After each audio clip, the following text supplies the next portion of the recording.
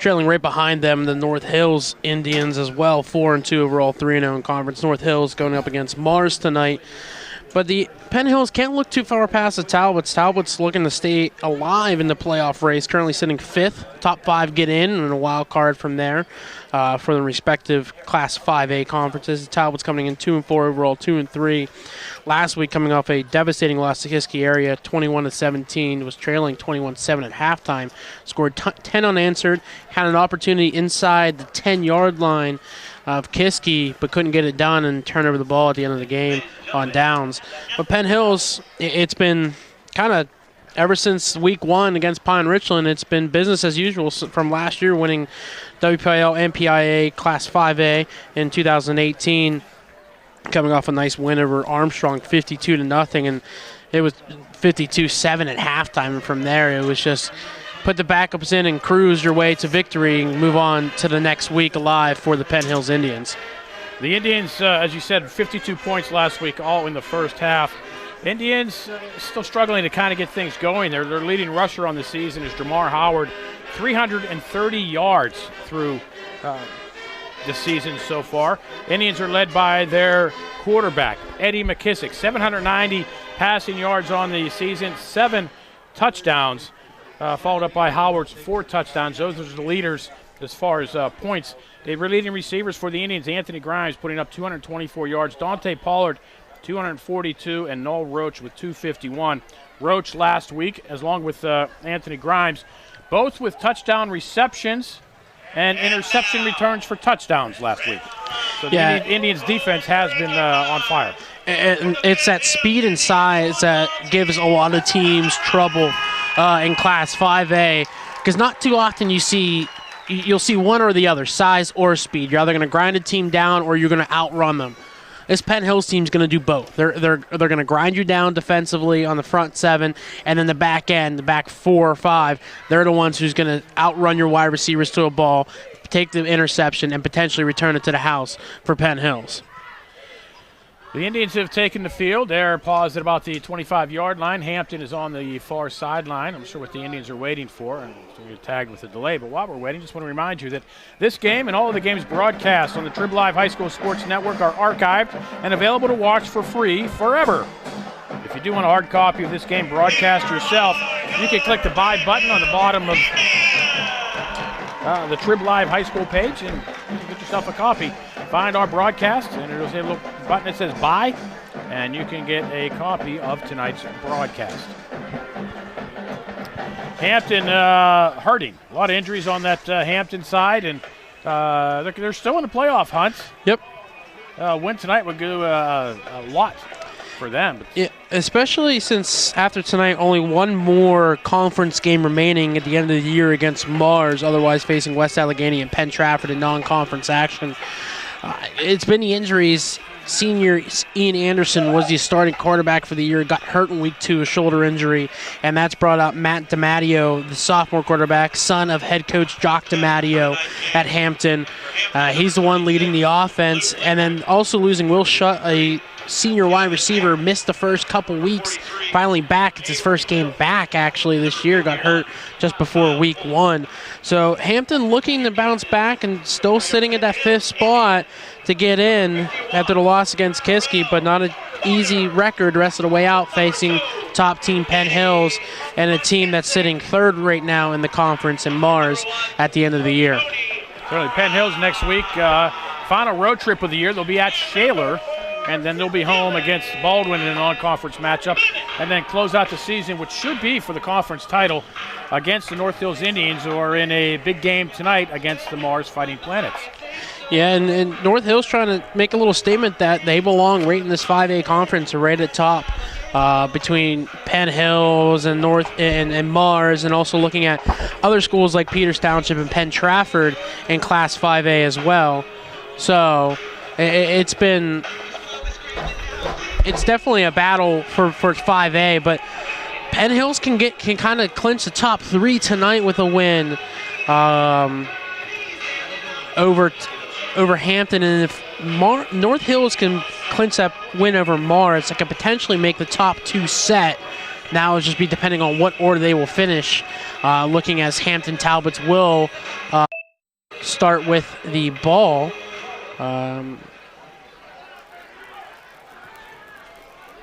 Hampton will kick off the ball to start off the game. Kicking off will be DiMatteo, the quarterback. He's also the kicker, the punter, and does everything for the Talbots. Talbots, yellow helmets, white jerseys, gold pants, or yellow pants. Indians in the red jerseys, gold pants, a la Florida State, and we are underway with a short kickoff at the 25-yard line. Indians return it up across the 40. Out to the 47-yard line goes Tony Grimes. And the Indians will start in nice field position close to midfield. And that's what you want to see for Penn Hills. You want these wonderful starting field position this time, 4 yards away from the midfield stripe. A chance for this explosive offense to strike early. Should note this is Hampton's first ever trip to Penn Hills High School. McKissick will toss right. Howard looks for somewhere in lane, gets across the 50. Howard picks up about 9, close to a first down. And just like that, the Indians get that running game going. Tackle on the play by Joe Liberto of the Hampton Talbots. And you mentioned Howard leading the team in rushing so far this year, 330 yards, 4 touchdowns. Just a little pause on the jet sweep to the outside. Quick pitch, get some easy blocking on the edge, and pick up a first down. Indians will set Grimes and Snell to the near side. Pistol formation with McKissick at the helm. Indians will get the first down. Howard to the 40. Howard up the middle. Tackle by Lindgren. And the Indians so far just keeping it basic. Yeah, just the slow roll. We've seen Penn Hills do this so far. They kind of get the running game started, and from there they'll make the big punch play. Lindgren on the tackle there, the linebacker, also the main feature back for Hampton. Indians, same formation. This time they have sidecars to McKissick. Options this way. Howard bobbles the pitch, but looks for somewhere to go. Hampton does a nice job of reading the play and holding Howard to no gain. Didn't look like McKissick really sold that one long enough. Yeah, it looked like McKissick initially, as soon as they rolled out to the near side, was already looking towards Howard's face and trying to make him the pitch, and then held it and then decided to pitch him. By then, Hampton was closing in on the two of them. And a nice job by the Talbots to limit the gain to only 1 yard.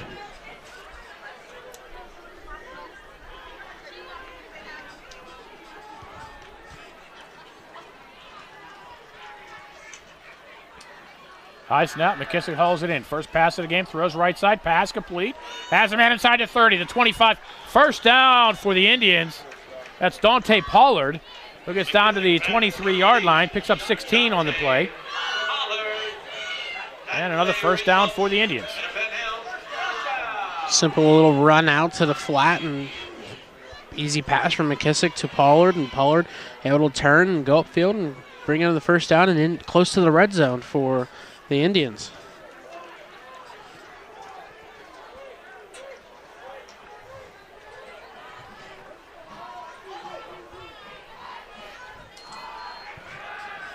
Pass near side, and it's picked off inside the 5. Hampton will have the ball about the 2-yard line. Intercepted by number 6, Will Shuett. Will Shuett on the pickoff for Hampton. That pass was overthrown, and Shuett was in the right place. Only problem is Hampton is at their own 2. Yeah, Shuett. Ball initially was thrown up towards Deshaun Smith and overthrown by about 4 yards, and sitting there with Shuett and makes an easy catch and fortunately tracks back 4 yards and brings a first down for the Talbots. Talbots coming out of their own end zone. A little bit of room out close to the 5-yard line. Luke Lindgren on the carry. It's Luke Lindgren. Tackle by Darrell Horner. And Darrell Porter on the tackles, getting some looks from some Ivy League schools. Lindgren, the leading running back for the Talbots, over 123 attempts, almost 700 yards with 5 touchdowns on the season for Hampton. And the Indians jump off sides. Flag on the field. Encroachment, Penn Hills. So instead of 2nd and 8, it'll be 2nd and 2 for the Talbots, who started this at their own 2-yard line. And they're now out to the 10. Well, we've seen times through Penn Hills this season, the hard count has gotten the Indians to jump off sides and bring the encroachment and give teams a potential easier 2nd down. DiMatteo throws left side up the sideline, and a pass is caught. Did he have it? Yes, he does. Will Shuett with the reception at the 31-yard line. Late to Shuett. Play results. Nice throw and catch by the Talbots, and they have a 1st down. They started back about their own goal line, and now they're out to the 31-yard line. A 21-yard pitch and catch and a beautiful pass. Wide receiver the Hampton's happy to see back and Shuett. Another hard count by DiMatteo almost draws the Indians off. Just joining us scoreless, first quarter. Penn Hills and Hampton. Hampton keeps it on the ground and not wanting to go anywhere, or not wanting to go down, is Luke Lindgren. Fights his way ahead for 2. Nice run by Lindgren. He just would not be brought down. And you'll see Hampton set up in this wing back set in the backfield. Joeing Lindgren is also Joe Liberto, excuse me.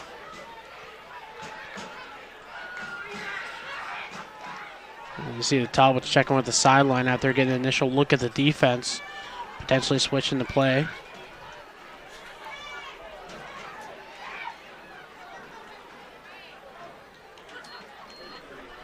Hampton goes on the jet sweep. Josh Anderson looks for somewhere to go up the sideline across the 50. It's a foot race for Anderson. He'll have a 1st down in Penn Hills territory at the 35-yard line. Anderson on the carry. 32 yards for Anderson. Hampton 1st down.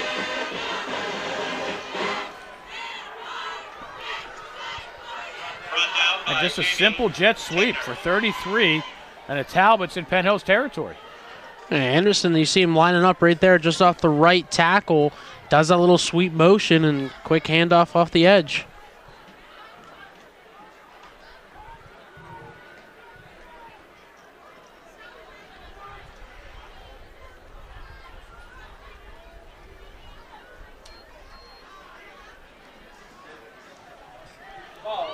Hampton loses the football. Lindgren got stacked up the line. I think it may give him forward progress, but if not, falling on it was Cal Fuller. And they are going to say it was a fumble because he lost it 2, I guess. Brought down in the backfield by Darrell Porter.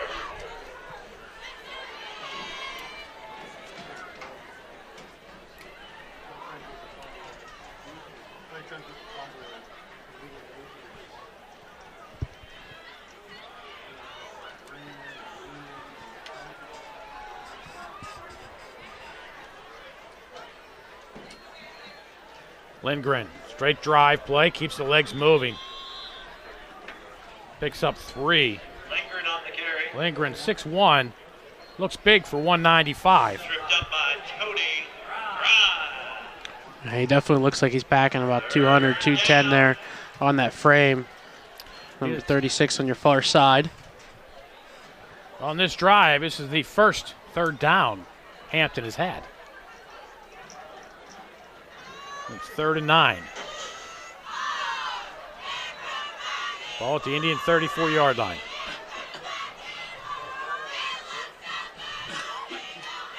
Fake to Liberto. Roll out, looking downfield. Throws underneath the pass, picked off. Tony Grimes coming this way with a little bit of a lane. Grimes across the 30, and they'll chase him out of bounds at the 35-yard line. DiMatteo pass intercepted by Tony. DiMatteo just threw that one a little bit high. A little higher, a little underthrown. He had a man just behind Grimes as well, but couldn't try to roll it out and try to just thread the needle instead of lobbing it over top and trying to just place it where your wide receiver can make the play. So the teams trade interceptions in this first quarter.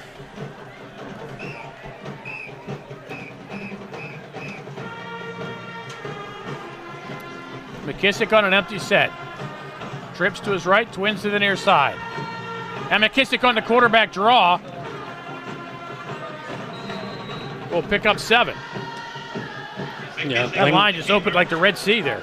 Yeah, Lindgren and Hill making the tackle in the linebacker court. Almost looked like McKissick bobbled it when he saw the hole opened up and decided to go for it. But nice job on that little read option RPO for Penn Hills and picks up solid yardage.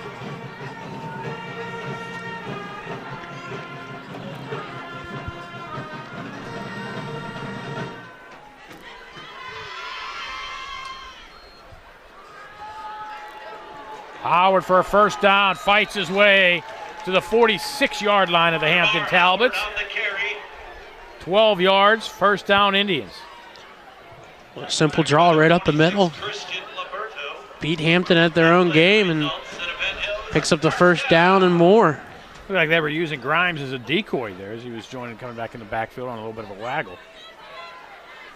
Try to throw the ends in the linebacker core offset. Worked out and opened up for Howard. There goes Grimes again. And it's Howard. Same play with the hole. Howard inside the 40, up the sideline inside the 30, and he'll be brought up. Looked like he was going to get pushed out of bounds at the 20, but he stayed in and fought his way down to the 11-yard line. 35-yard scamper. And it's first down Indians at the 11. 47 yards on consecutive plays for Jamar Howard. Yeah, Nick Schwartz one came up to finally force Howard out of bounds, but he should have had him out about, like you mentioned, Bill, right around the 20-yard line, but instead went for the ball instead of for the actual tackle. Allowed him to pick up 9 more yards. Pollard, Grimes, and Snell split to the right. Noel Roach to the near side. Howard behind McKissick. And it'll be Howard. Follows his blockers inside the 5. Now we'll mark him right at the 5 for 6. It'll be second down and 5. Indians can get a first down at the 1-yard line.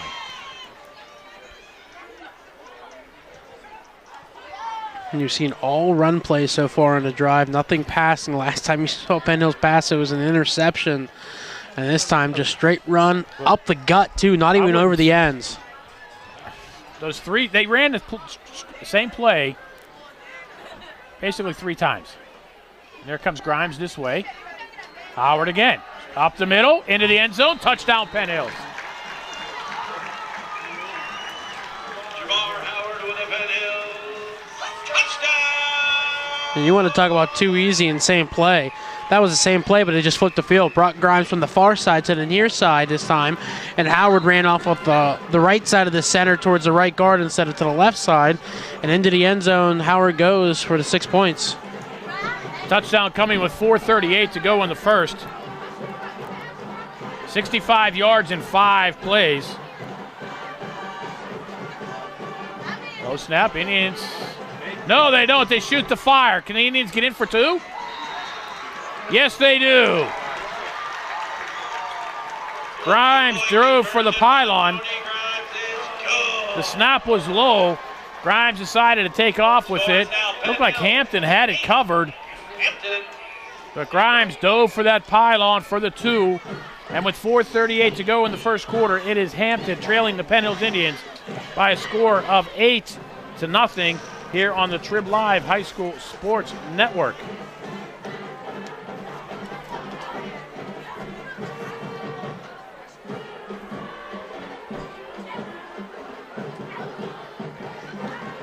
Simple 4 consecutive plays for Penn Hills, just back to back, letting it go, rushes right up the middle, and Hampton couldn't stop it the first time, so why not keep going at it again and again?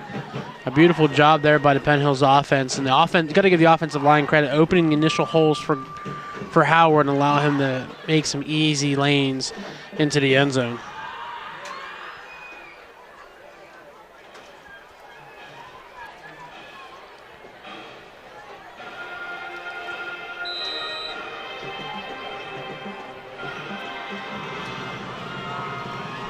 Kick high, deep, taken inside the 5 at the 3-yard line. Gabe Galuska Number 16. with the return to the 18-yard line. Tackle by number 27, Jawan Joe. Rabbit on the tackle.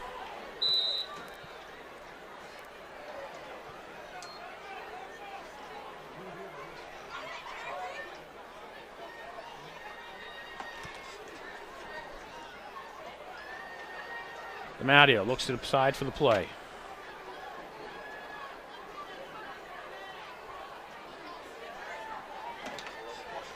Back under center. And it'll be the big man once again. Lindgren. Maybe a yard. 56, Luke Lindgren on the carry. Tackle by number 15, Cam Hopkins. And Coach Jock DiMatteo mentioned, talking to him pre-game, the team, they're going to pound and ground. With a young team, sophomore quarterback behind there, trying to get him the feel for the game, especially against this team. And Penn Hills, defending state champions, a lot of speed, just trying to grind it out and waste as much time as possible. Lindgren again, follows his blockers across the 20. Porter will bring him down at the 24-yard line. Brought down by Darrell Porter. Picks up 5. It'll be 3rd and 4. Down.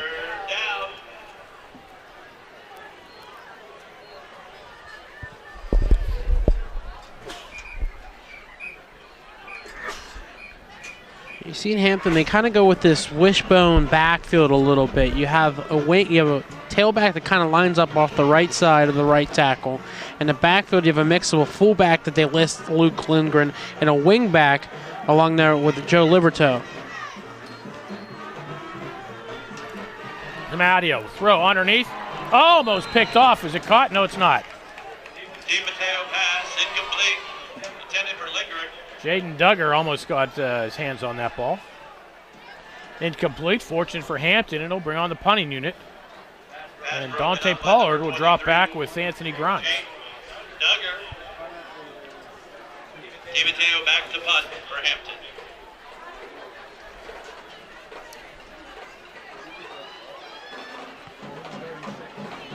DiMatteo, the quarterback, does the punting. Pair of number 2s at quarterback tonight for Penn Hills and Hampton, and both also do the punting. DiMatteo loses a handle on it and hurriedly tries to get it kicked out. Get the kick away. Out of bounds. And it goes off the side of his foot, out of bounds at the 26-yard line. Indians will take over with 2:55 to go in the first. Great field position at the Hampton 26. And DiMatteo, he had plenty of time. The snap was low, fumbled it, but Penn Hills wasn't really bringing the pressure. He had time to relax, take a couple steps, and get the punt off. Instead, in his head, as the eternal clock was rushing, kicked it off the side of the foot, goes out of bounds. Penn Hills with great field position at the 26-yard line.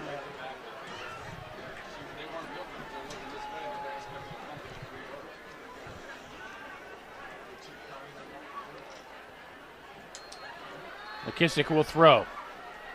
Ducks under one man, shell up ahead to Roach. Roach inside the 20, breaks the tackle. Carries Talbots down inside the 15 to the 13-yard line. No. Roach. First down Indians. A bit of creativity on that play by the Penn Hills Indians. Yeah, well, McKissick able to defeat the blitzer off the edge, move around, then all of a sudden see there's a guy in front of him, but he's got Noel Roach on this near sideline. Just shovel pass real quick, let Roach do the work, and Roach picks up the first down.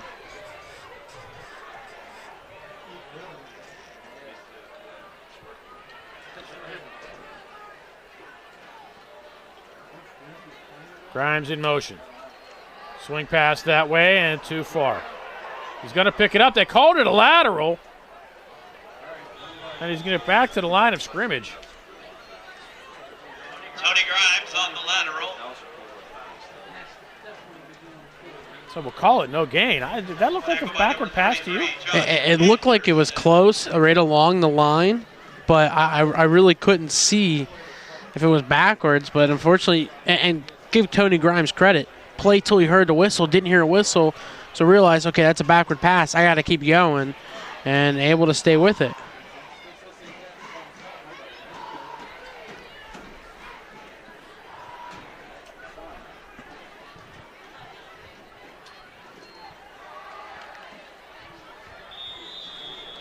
Indians to the 10. That's Arlen Thompson.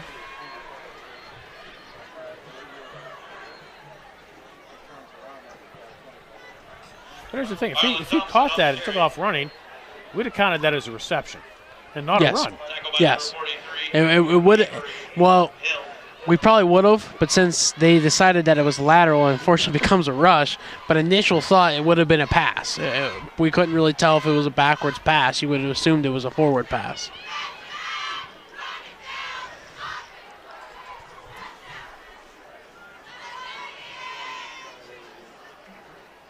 Grimes, jet sweep right. Cuts it up inside the 5. Close to a first down. Did he get it? It'll be right at the first down marker. Tony Grimes on the carry. Tackle by number 24, Joe Liberto. And they're going to call it a first down. The results, Penn Hills first. They move first and goal Indians at the 4-yard line.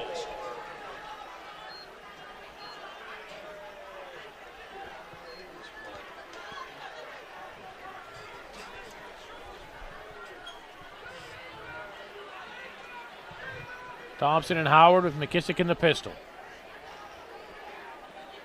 High snap. Looked like it was going to go to Thompson, and McKissick said, well, here, you take it, Jamar. Jamar Howard on the carry. That looked like a miscommunication all around. It looked like potentially McKissick and Thompson were on the same page, and Howard wasn't. However, it drives Penn Hills back, but still leading here after the first quarter.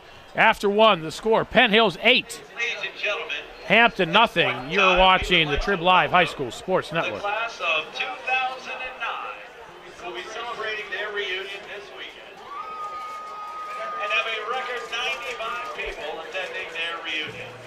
Welcome back to Penn Hills High School, where you always bleed red. And go!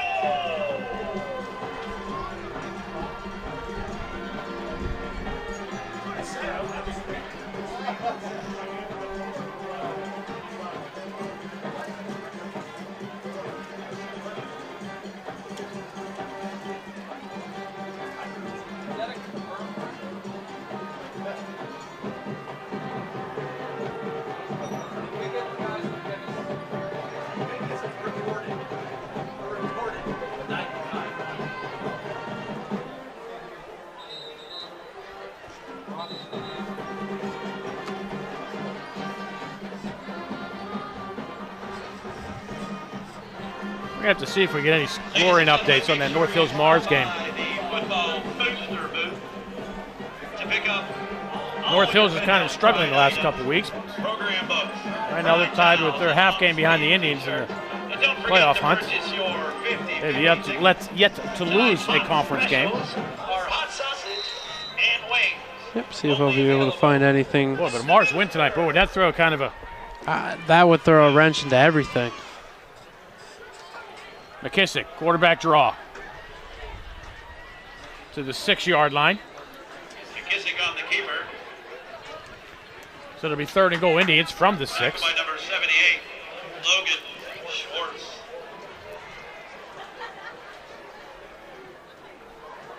A lot of options here for the Indians because they do have an excellent field goal kicker in Jonas Silverman. If they don't get in, they won't have second thoughts about bringing on the field goal unit. And especially after last week's Silverman making a 21-yard field goal. Definitely has the range.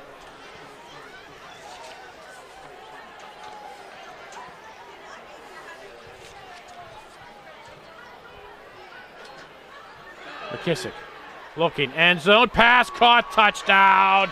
Dante Pollard, the Indians Complete to Dante Pollard. with another 6. Touchdown! now up 14-0.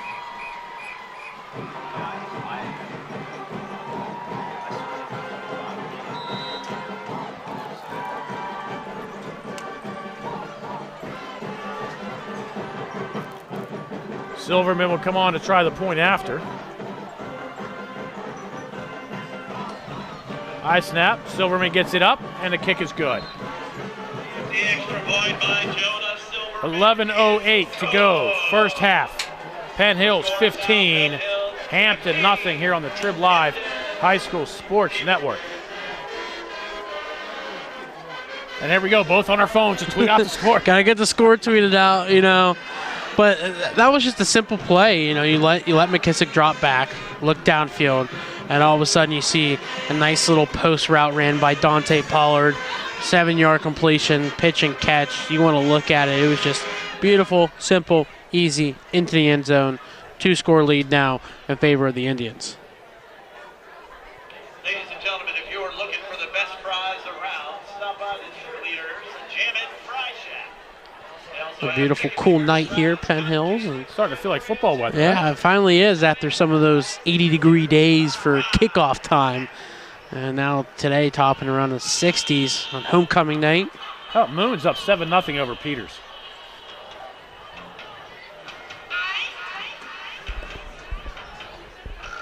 But it's early.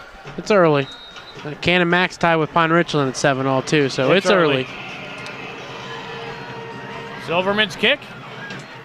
Taken at the 6-yard line. Anderson.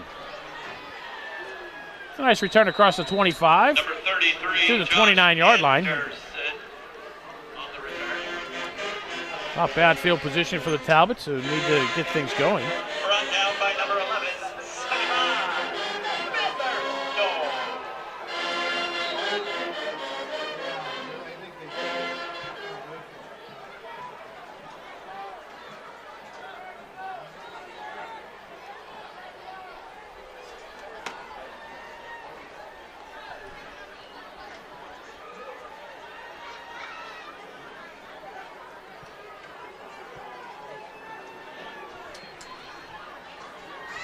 And Grin for 3. Lingard on the carry.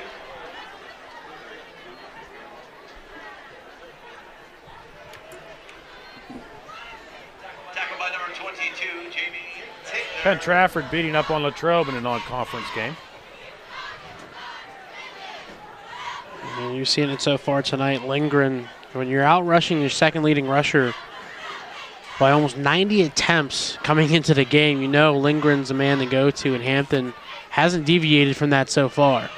And who is it? It's Lindgren.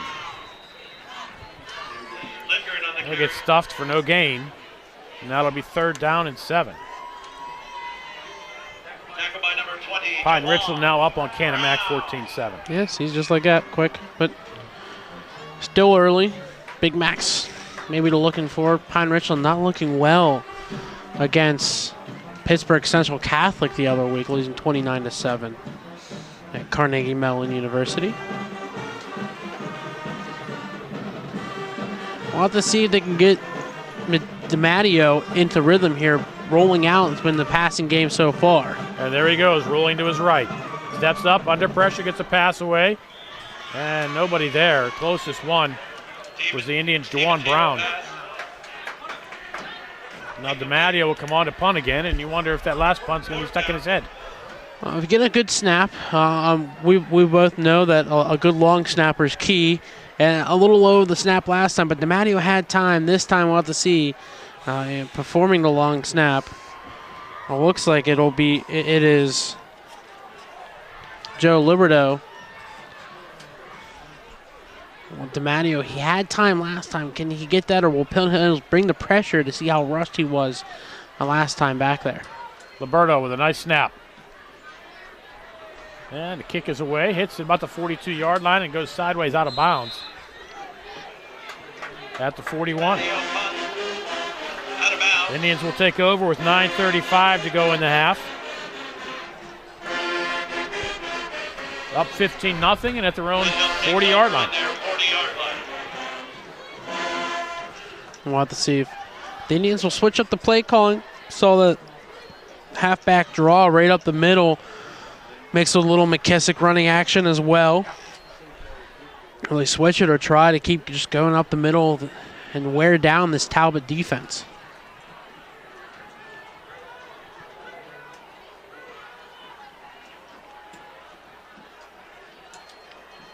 Howard, just simple dive play, gets tripped up by Liberto. Howard on the carry.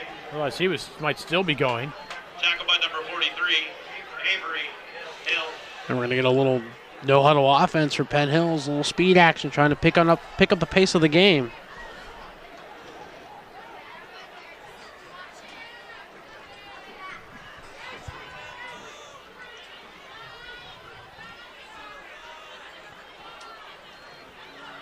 Same thing. And Howard to the 42. Jamar Howard up the middle. That play results in Penn Hills. Another 11 for Howard, who's having himself quite a half. Yeah, and it's been quick and easy for Penn Hills and Howard, able to just make the initial guy miss. So far, already 83 yards on the evening.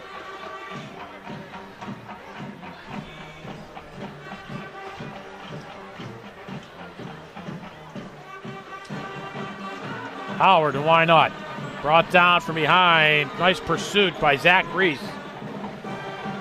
Howard on the carry. But Howard still picks up about 3 yards. Tackled by number 3, Zach Reese.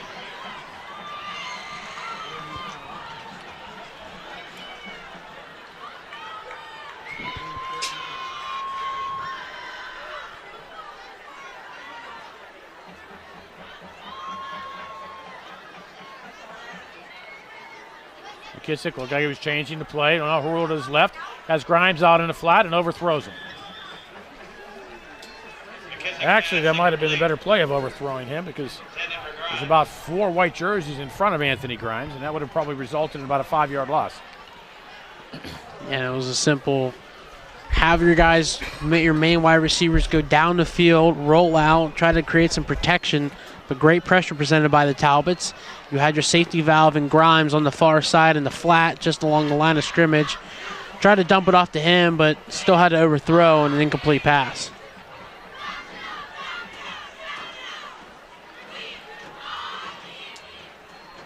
Howard. Howard up the middle. About 2.5. We'll mark him close to the 35-yard line. We'll give him 3. Dawson, Dietz. And it'll be 4th and about 4 for the Indians. It'll be a 52-yard field goal from this point. Breeze not favorable. And you have to have that leg of Greg Zuerlein from the Los Angeles Rams if you want to make this one.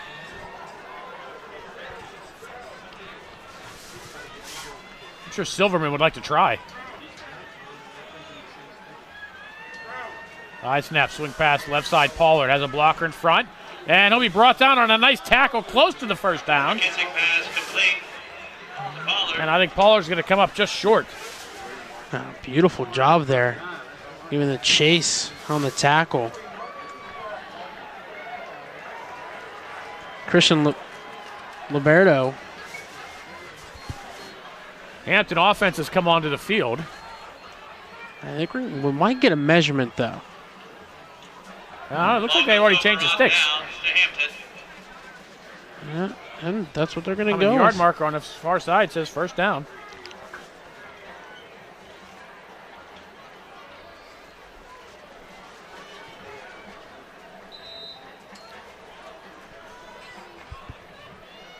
Great job by the Talbot defense to stand tall against Penn Hills.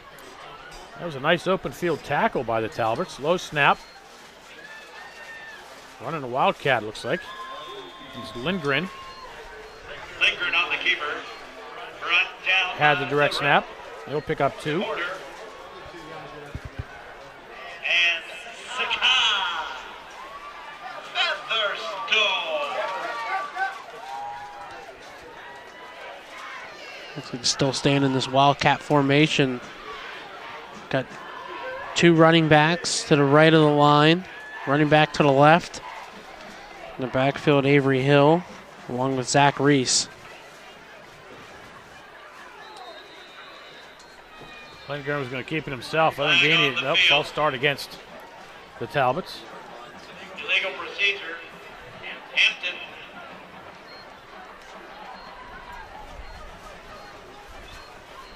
We'll stop the clock with 6:30 to go here in the second quarter. Staying with that formation.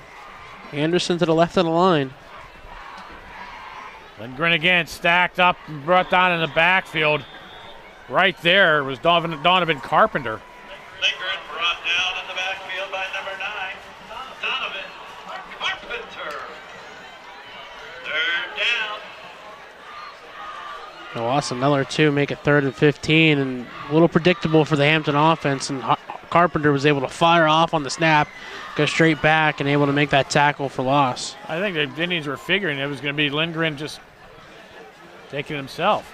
Just which side of the line is he going to run to? Yeah, now it's DiMatteo back under center.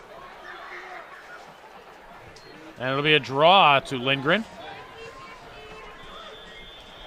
And he'll pick up about 3, well short of the first down. Brought down by Cam Hopkins. 4th and 12 for the Talbots. Clock rolling under 5.5 to go here first half. Penn Hills 15, Hampton nothing.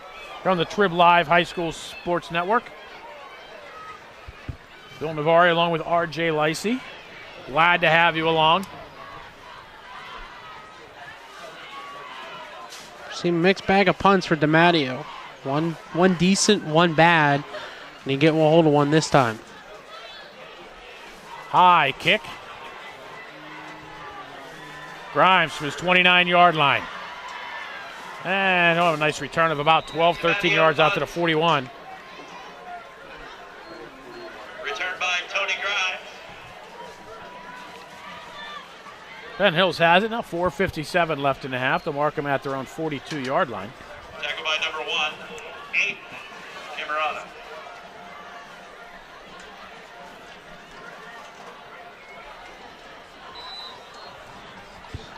So that was about a 50-yard punt in the air. Nice 12-yard return, 13-yard return by Grimes.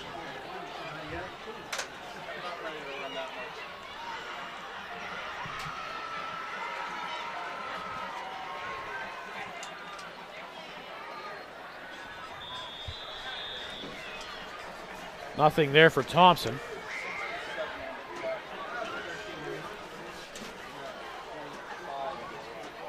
Arlen Thompson on the carry. His homecoming here at Penn Hills. Tackled by number 67, Jeffrey Gravitt. I give a nod to Hampton so far. Last week you saw Armstrong have 52 put up in the first half. Only 4 minutes remaining in the half. Hampton holding Penn Hills to 15. And the defense coming up with a big stop and turnover on downs inside their own territory. Well, the key is this week Hampton hasn't turned the ball over. I mean, last week, Armstrong threw two interceptions for touchdowns, fumbled at the 4-yard, their own 4, their own 7, fumbled a kickoff at their own 30, which next play the Indians run it in. So, I mean, Armstrong didn't do much to help themselves last week. Hampton is keeping themselves in the game by not making the mistake. They had the one interception, but, that was trading interceptions with the Indians there. But other than that, I mean, just Hampton not making the mistakes is keeping themselves in this game. Yeah, keeping the ball in front, and they're trusting what they know, and that's the run game in Lindgren. But Penn Hills doing what they know, is the speed option with a couple passes from Eddie McKissick. Howard across the 40. Back to the original line of scrimmage. Howard on the carry. Brought down by number 36, Luke Lindgren. So the Indians will be looking at a 3rd and 10.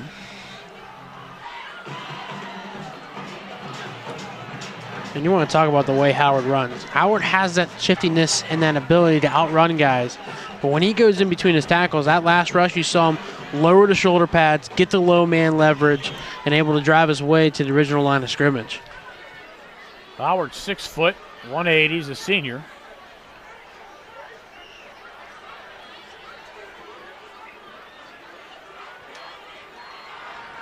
The lateral it this way. This will indeed be a run for Howard.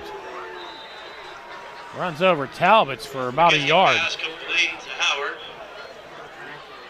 Clearly that was a backward pass. Tackle by number 33. Yes, that one clearly went backwards, and Fourth down. it seemed like a little safety valve. The initial quick pass to the left side, to the far side, wasn't there from McKissick, and then dumped it off to the safety valve and Howard, and Hampton was able to stay home and able to make the tackle and only allow the gain of 1 and bring out the punting unit.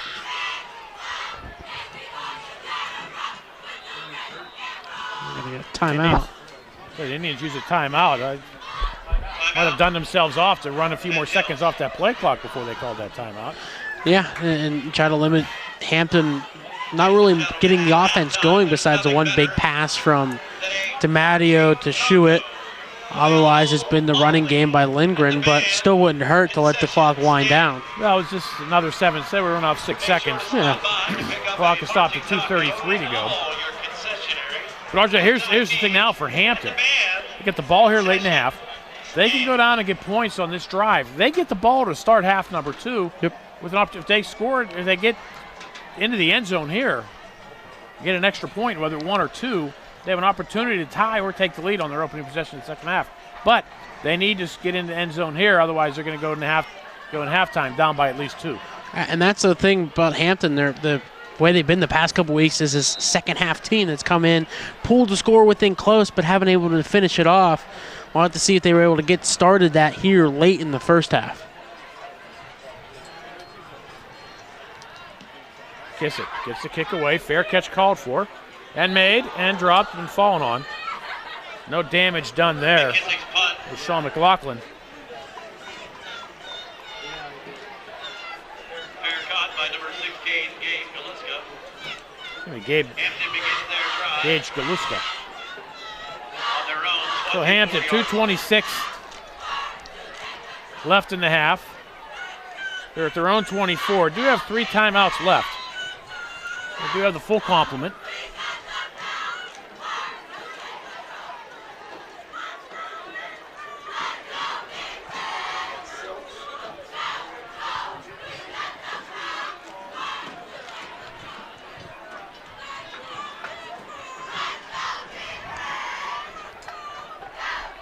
Lindgren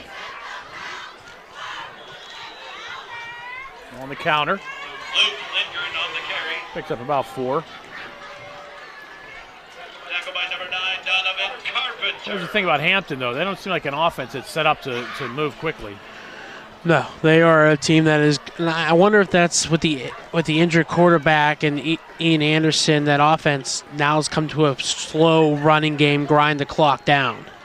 Lindgren and Granite on the counter. And picks up another 4. Lindgren on the carry. Tackle by number 15, Cameron Hopkins. I'd say that play was a simple.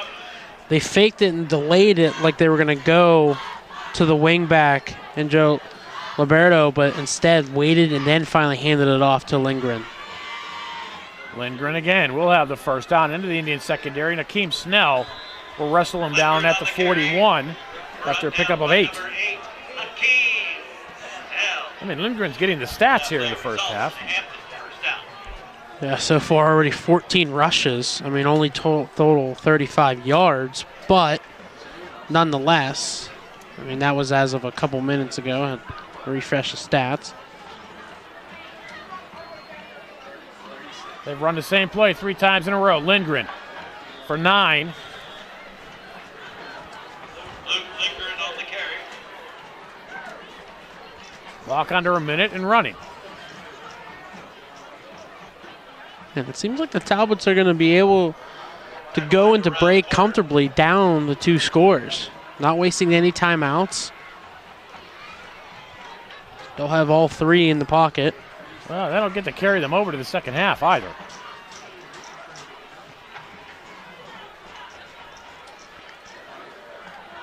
Hampton will throw up the sideline, pushed out of bounds. Penalty flag comes in. They're going to tag Dylan Bennett for pass interference.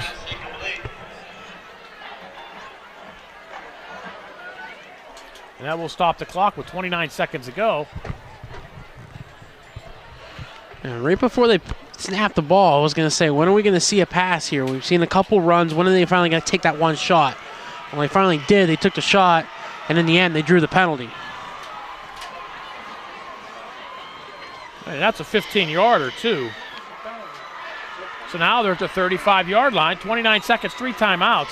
They had a chance to maybe take some shots here. I'd run the same thing. Maybe you get another penalty. And try with that. We'll shoot it.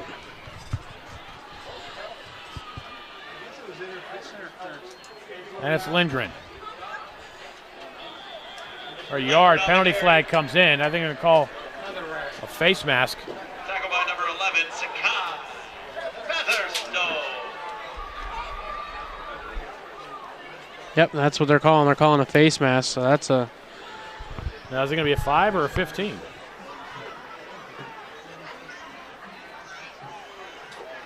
It's a 15. 15-yarder. Flag on the play. So now that moves them inside the 20 down to the 19-yard line. Again, 3 timeouts left, 24 seconds. Penn Hills. Let's see, get Lindgren to break one here. But now they do use a timeout.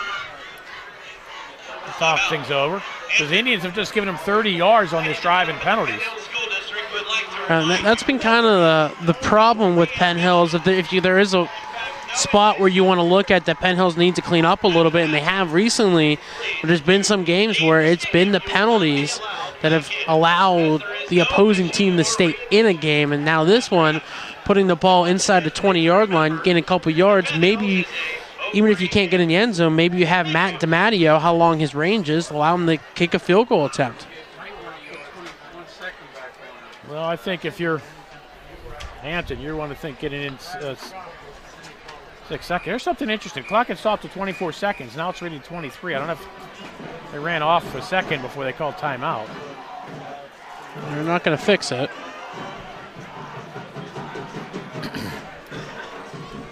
But nonetheless, do you try the runs up the middle? You still have 2 timeouts, so you can stop the clock without any interference from a play. They'll keep it on the ground this way for maybe a yard. Anderson. Josh Anderson. That took up 9 seconds. Off the carry. Timeout. That took off 8 seconds there. Timeout.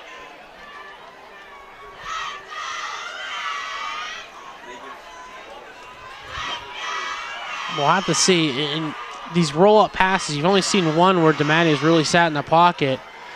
2nd and 9. The yard marker had 4, but now they finally changed it to 2nd down. And actually, a couple running backs go out, a couple wide receivers come in, so we might see some pass offense for the Hampton Talbots with 15 seconds and 18 yards to go. Yeah, 15 seconds left. You're at the 18-yard line. You're throwing the ball. You still have a timeout left. Something comes down inbounds. You got to use that timeout. Yeah, it's Gage Galusik checking in alongside with Christian Liberto. You got Schuett on the near side. Keep your eye on him. Let's see if they roll right. Oh, they're going to go on the reverse to Anderson. Breaks the tackle inside the 15. Out of bounds. At the 16-yard line. Run down by Darrell Porter. Well, they got 2, but now there's 7 seconds left. And you have 1 play. And your passing plays really haven't been quick and fast, so they've been a little bit slow in developing. Maybe you try for a short out to the boundary and then maybe try to kick a field goal, or do you just run it and see what happens and go into halftime? Well, you got Galuska on the right side with a bit of a height differential. He's 6'1", Dylan Bennett's 5'9", and that's the way they go. And Galuska tried to fight off Bennett. Falls incomplete. 2 seconds left. Incomplete. Broken up by We called that one, didn't we? Yeah, you saw from the start, you saw the size advantage. DiMatteo, as soon as he stepped back, was looking to his right to Galuska. And the ball was a little underthrown. If he throws that more towards the far corner, Galuska can then use his size to go up for the catch. And I instead, think if you just try to throw maybe a slant. But now they're going to try a 34-yard field goal.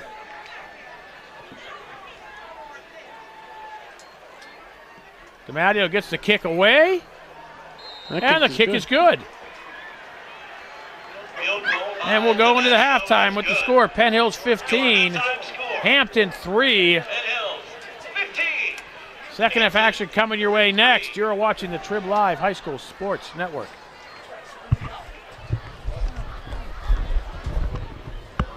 Three, Jack.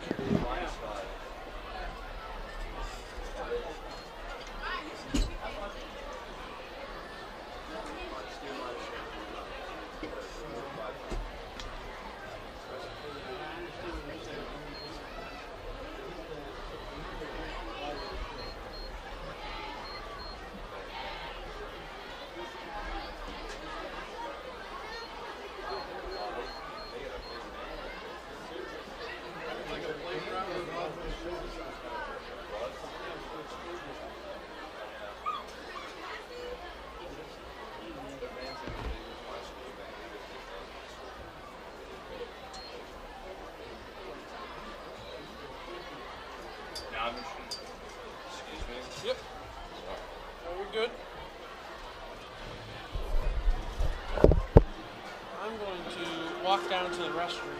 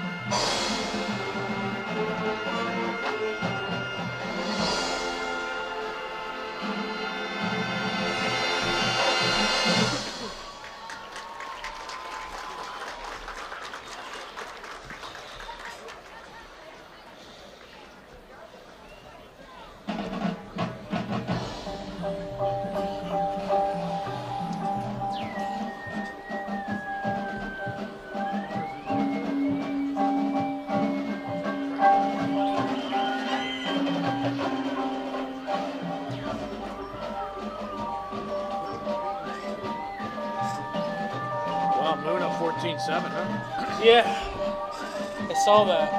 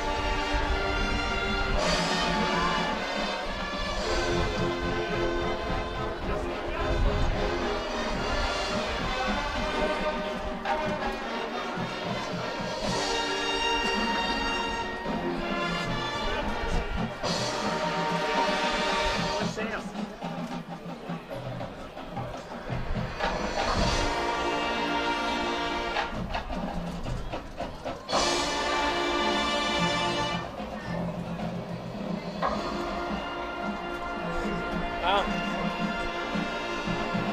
Greensburg Salem up on.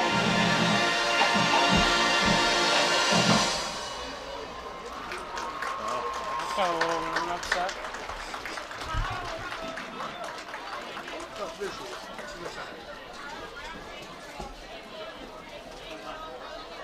How are you? I'm good.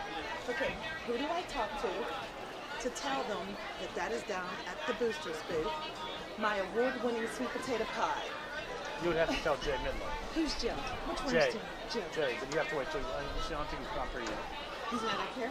No, he's the PA guy. All right. Oh, wait, yeah, there he is. No, there he is. I can see it in the red shirt. Oh, with the red, yeah. Yeah, talk to him. Jay.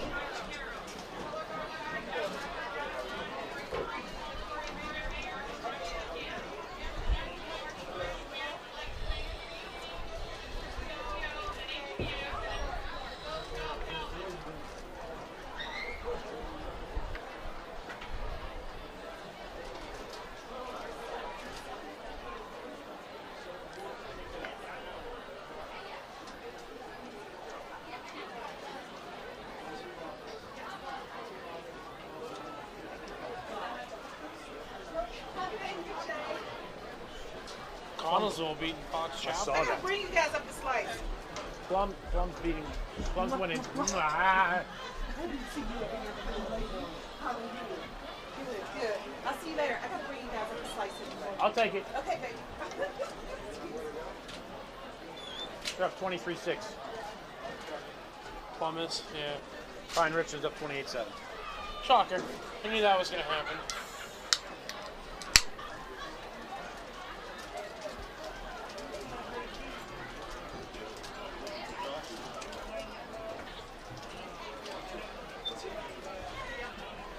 You don't have the Mars in North Hills. There's nothing there.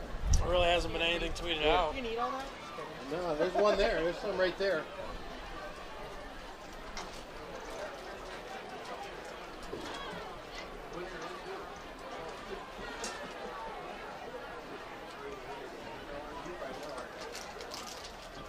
Oh, what work was at the game?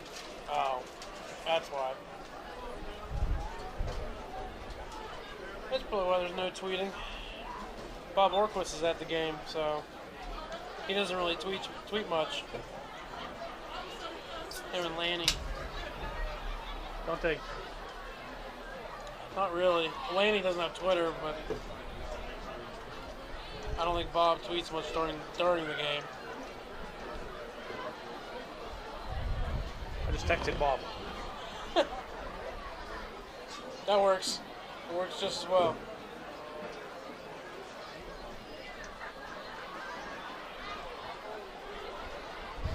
Ladies and gentlemen, it is now time to recognize the homecoming court for the class of 2020.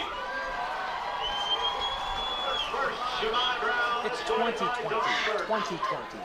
Shemai is the vice president of the senior class. I was listening to something on the radio, and the guy was like, yeah, dude, 2024, 2025. I'm like, you mean 2024? Plans on pursuing a career as an athletic trainer.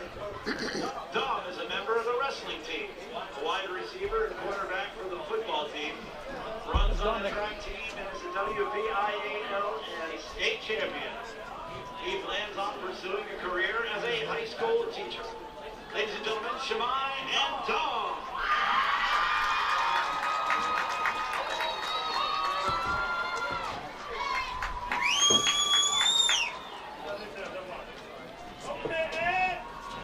Next up, Camille DeVoe, escorted by Eddie McKisson. Howard is 97. You keeping stats? What do you have Howard at? 95. They have a 97. Whatever. He's closing in 100 yards. Yep. Practitioner. Eddie is quarterback of the football team and is a WPIAL and state champion. He's also a member of the basketball and baseball team. He plans on continuing his football career. How about that? Did you hear that? Pursuing a career in engineering and technology. Ladies and gentlemen, Camille Oh, and got to school for Eddie. engineering. Oh, Next is Sophia DeVito, escorted by Kyrie Harrison Mitchell. Sophia is the treasurer of the senior class. She's also a member of the Future Business Leaders of America, Student Council, and Big Brothers and Sisters. She plays soccer and throws javelin for track and field. She plans on pursuing a degree in secondary education.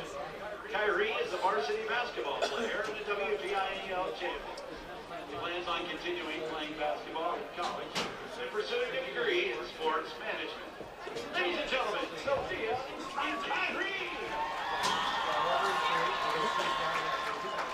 He's typing back. He's typing Next back. up is Monica Green, escorted by Michael DeVito. Monica is captain of the varsity cheerleading squad and is president of the Future Teachers of America. And he's done. She is a member of the Black Student Union, Language Club, E-Club, and SAD. She has been accepted to 5 colleges, and her top picks are IUP, Oregon State, where she is planning on studying nursing to become a neonatal nurse, or early childhood education with a minor in criminal justice. Michael DeVito is a member of the soccer, wrestling, and baseball teams. He's a member of the Future Business Leaders of America and is a tried leader. After high school, Michael plans on attending a trade school to focus on a career in carpentry. Ladies and gentlemen, Monica and Michael. Our next representatives are Destiny Makonda, escorted by Clay Bishop.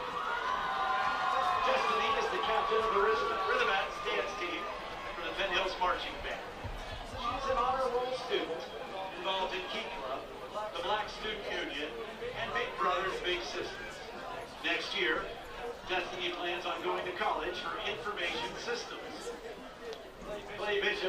easygoing person with a knack to explore and create. You can find him at a local basketball court or fishing at a nearby waterway in his free time. He is a member of the Emerging Leaders Program, SAD, and the Garden Club. Clay plans on obtaining a film and media studies degree in hopes of working on feature-length films. Ladies and gentlemen, Destiny and Clay. And now, Claire McDevitt, escorted by Dylan Bennett. Claire is the Student Council President. 42-7 Fun Richland. Fitness teams. She is a high honor Running roll away student with it now. and hopes to attend the University of Pittsburgh to study medicine. Dylan is a member of the basketball, football, and track teams and is a WVIAL and state champion. He is a role model and member of the Black Student Union. He plans on pursuing his sports career in college. North Hill 7-0 at the half. DC. Wow. Ladies and gentlemen, Claire Pick your game and to watch. Dylan. Finally, Katie Russell, escorted by A.J. Collins. Katie is a high honor roll student. She is a member of the varsity soccer and swim teams and placed third in the nation for the fitness team. She is a member of the Odyssey and the Mind team, role models, and Penn Hills Pals. She plans on playing soccer at the collegiate level and majoring in criminology. AJ is a four-time winner recipient for baseball, soccer, and bowling. He participates in the orchestra, role models, Key Club, and Future Teachers Club. In his free time, he enjoys fishing, playing video games, and helping out in the community.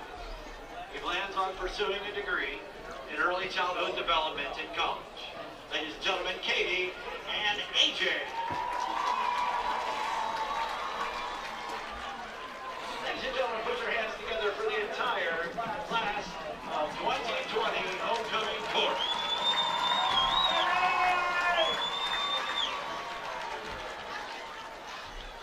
And now it's time to announce our 2020 homecoming king. The winner is Eddie McKinley.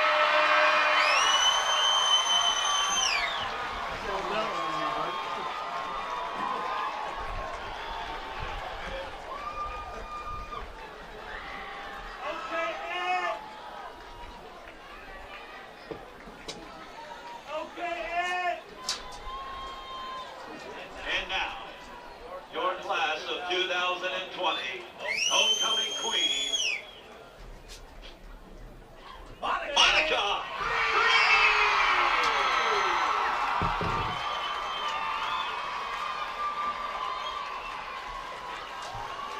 What's her name, last name? Huh? Monica what? Green. Green?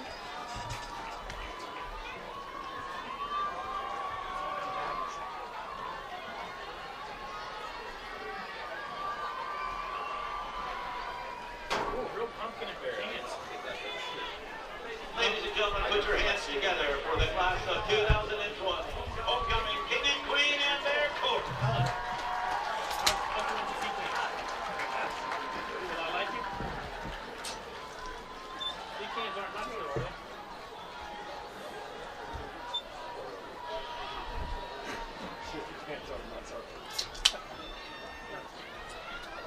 You have any announcements for me?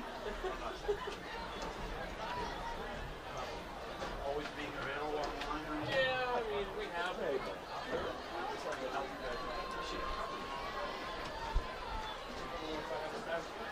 I think the only thing I'm putting in there anymore is time. That's what came in. It's such a treat. That's why I saw it. I'm like, I never get that. And plus, diet is all I drink. I don't think there's super sugary. I get Well, stomach ache. that's one of the few drinks that actually tastes like the.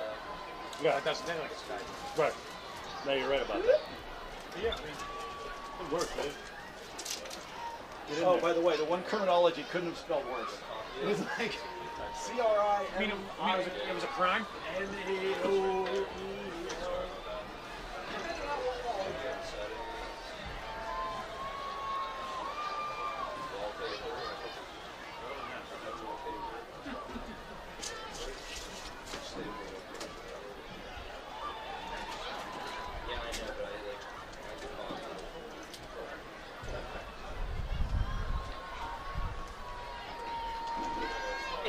send it to you.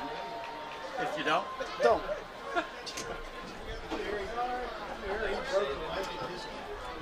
I did actually do it.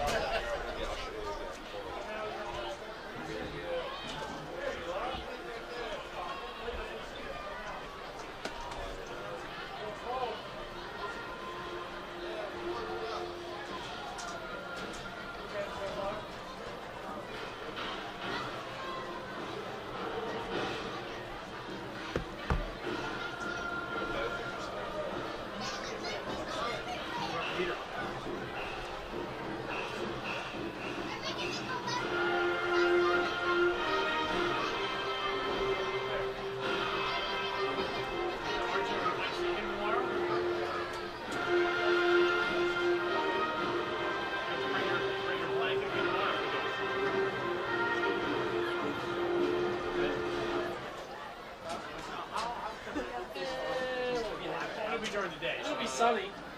Sunny with a high of like 65. Perfect football weather.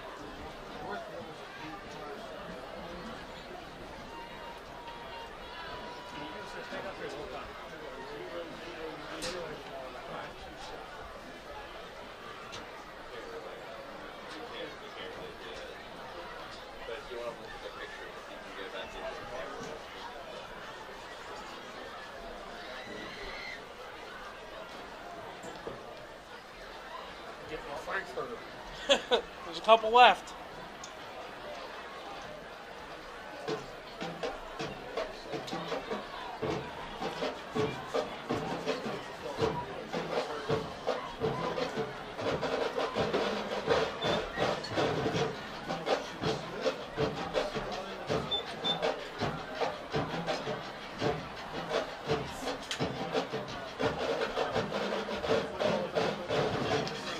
You're the Sprite king. Huh? Yeah, I like Sprite. Sprite and Dr. Pepper are my two. I don't know, the Diet Dr. Pepper seems to be a hit. I like Diet Dr. Pepper too, you know?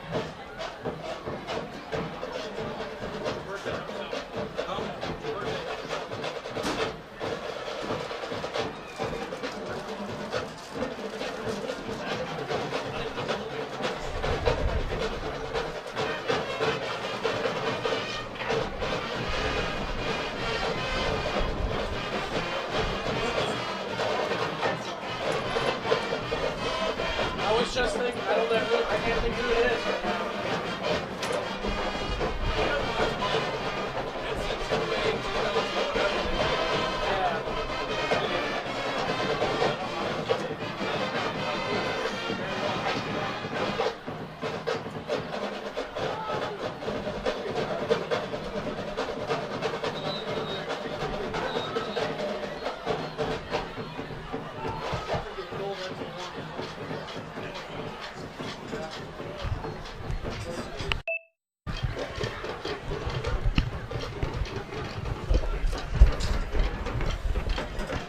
And just like that, they line up for kickoff, RJ, and we don't even get to...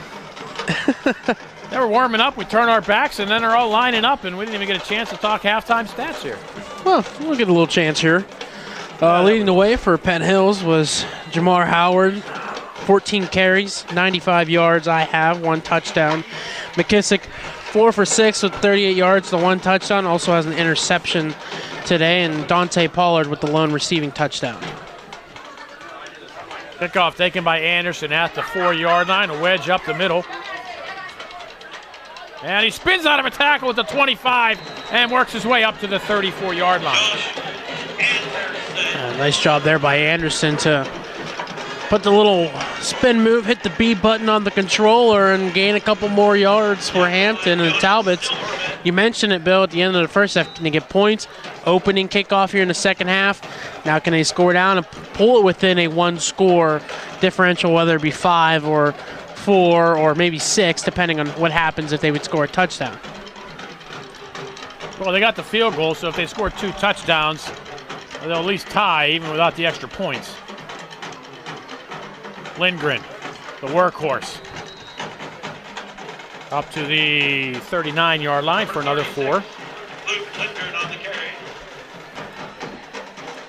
And back to business as usual for Hampton. Just Lindgren the entire way, 16 carries for 45 yards on the day so far. It seems like he's had more than that for as many times in his carry. Lindgren again. Looks for somewhere to go. Comes back this way. Breaks through the initial line of Contain and gets himself out for another 4 yards. Nice job by Lindgren. It looked like it was going to be a loss, and he turns it into a 4-yard gain. Yeah, just the patience in the backfield. Saw the initial rush by Penn Hills on that right side of the line. Hesitates, sees a hole open up to the left, hits it as hard as possible, and picks up an extra 4 yards to bring up 3rd and short.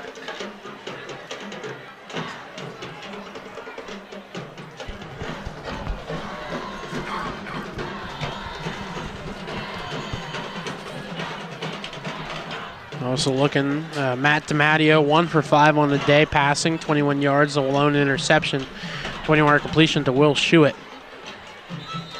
Anderson comes in motion. This was going to be a penalty flag. I think Hampton moved early. Delay a game. Oh, delay a game.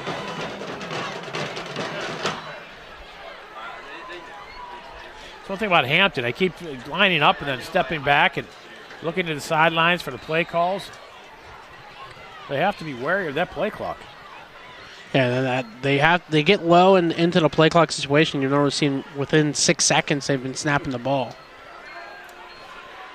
Matteo rolls to his right, steps up in the pocket, throws one downfield, and had 2 receiver amongst 5 Indians. Yeah, that pass looked like it was intended for Josh Anderson. In the initial rollout, he had Anderson and Shuett both going towards that far sideline. Had a sidestep with defender, and then just over top of Anderson. He could have led Anderson more towards the middle of the field, actually, on a direct line and been able to complete that pass inside of Indians' territory.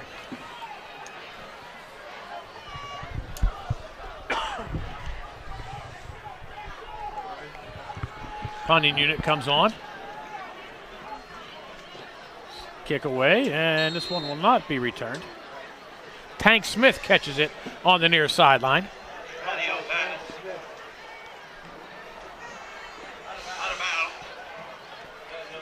Penn Hills will get the ball with 10:25 to go here in the 3rd. They'll get the ball at the 40-yard line. Good to see Tank was paying attention and got to catch that ball coming in. He's got his St. Francis University jacket on. Tank up at SFU, playing for the Red Flash.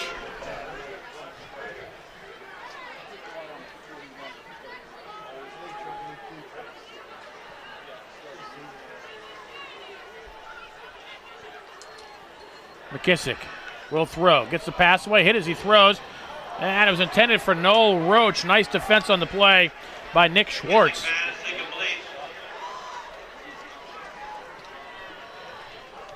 McKissick standing tall in the pocket, had 3 defenders in his face, gets hit as he throws. But a better job on the defensive side by Nick Schwartz. Ball a little underthrown, watched it the whole way, didn't get the pass interference call, swatted it down, and brings up 2nd and long.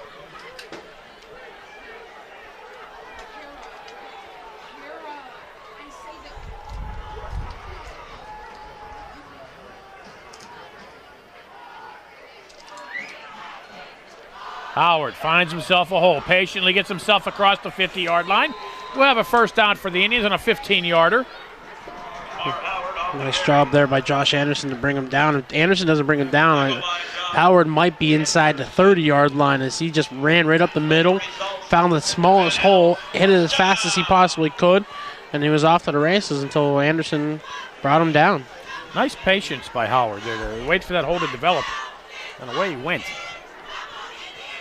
Looked a little like Le'Veon Bell there on that one.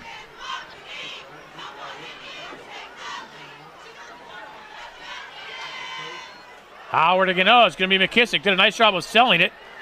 Loses the football, and Hampton has it at the 48-yard line.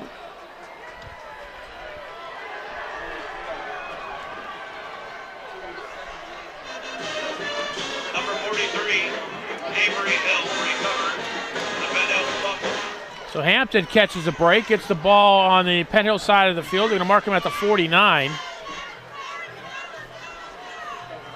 Avery Hill on the recovery, but give Logan Schwartz credit. Schwartz wasn't fooled by that read option, and he was the one who got McKissick originally, spun around and jarred that ball loose and caused the fumble. Lindgren for a tough one. Number 36, Luke Lindgren. Donovan Carpenter wraps him up. Tackle by number 9. So in the big game we were looking at in the conference, North Hills and Mars halftime, the Indians over the Planets, 7-0. Tight one. Kind of one of those games you kind of expected between the two teams. Mars fighting to get into the top part, bring North Hills to their level, while North Hills trying to stay perfect with the Indians of Penn Hills. Lindgren up the middle. Lindgren will give him 3. Tackle by number 22, Jamie Tigner.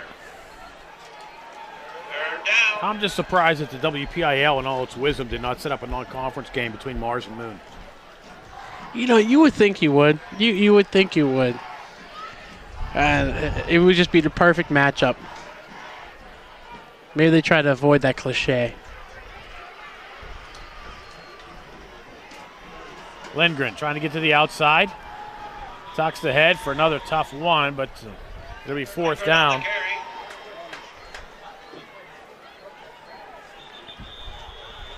And there's an injured Indian. 20, Juwan Brown. Officials Cameron Hopkins getting up slowly. It'll be 4th. We'll call it a long 4. No, it'll be 5. It's long enough. The 4 is long enough that it's 5, I think. It's 5, yeah. And it's been just that classic ground and pound. It's 3 yards and a cloud of dust. Keep running it till we get it right. Yeah, and that's what they've been doing. And there's been a couple times where they've busted off runs of 8+ yards, and there's been times where it's just 1 or 2 here and there. And you might see the injury, a little bug here as injured Hopkins able to pop right back and walk off the field under his own power, which is always great to see. In fact, that Moon and Mars game, that would have been just phenomenal. I don't think maybe they didn't think it through. I mean, because you look at Penn Hills, for example. They have 2 non-conference games against Latrobe, Yep, and Baldwin. Yep. Yet they're bordered they border Plum, Gateway, and Woodland Hills all in 5A, and they don't play either of them in a non-conference game. Yeah. I mean, to me, that would just be the no-brainer. You would pick would up think. the people right next door. You would think. It's just going all over the place. We'll see here on the realignment next year what happens, huh? Lindgren. Needed 5, got 2. Lindgren on the carry. Brought down by Juwan Brown. So, are you surprised by that? They didn't punt? Not truly surprised by the play call more than anything. They kind of want the straight draw instead of that little hesitation draw we've seen work effectively. Maybe a little rollout with 3 wide receivers on one side and try to just dump it to one guy and see if they can pick up anything. I mean, but they turned the ball over in the 42-yard line. You'd think at 4th and 5, you kick it, just you play the field position game. Must have faith in that Talbot defense so far. Been able to stymie this Penn Hills offense.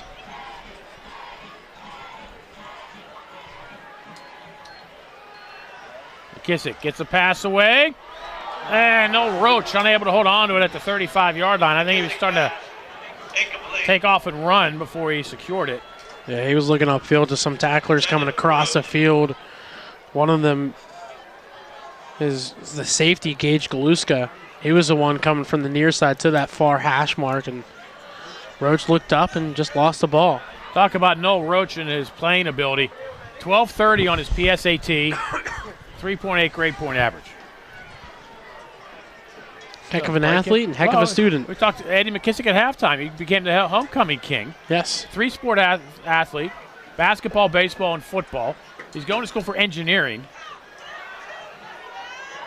And he's picking up first downs. And that he is. And then he fumbled the ball, I think. Yeah, and he did. It's his second fumble in consecutive drives recovered by Hampton. Well, he gets credit for a first down anyway.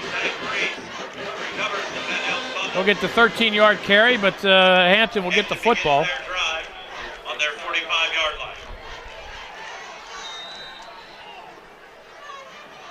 Ladies and gentlemen, make sure And you mentioned how Hampton wasn't turning over the ball like Armstrong did last week. It's the Penn Hills this week is kind of turning it over. It's a third turnover so far. The interception and the 2 fumbles. Well, we talked about Hampton on punting. Well, they basically lost 13 yards, and they have the ball back.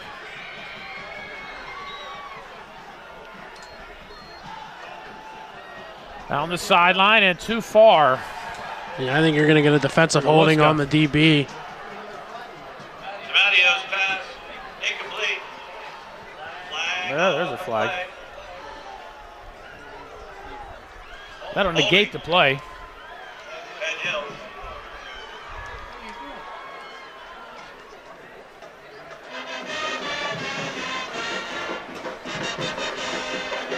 So now, just like that, Hampton turned the ball over to 42. Now they have it back at the 40. Yeah. So They literally starting with a fresh set of downs where they were. And Dylan Bennett was the one that got beat by Gage Galuska on that one, as I think we have a conference. The ball should be spotted at the 45. I thought it was a 10-yard penalty from the last spot, and it was at the 45 of Penn Hill, so it should be at the Hampton 45. They marked off 15 as a PI, but no, it's just a 10-yard penalty. But nonetheless, it was Dylan Bennett who got beat on the far side by Gage Galuska. He was the one holding him at first. And an easy call for the side official on the far side.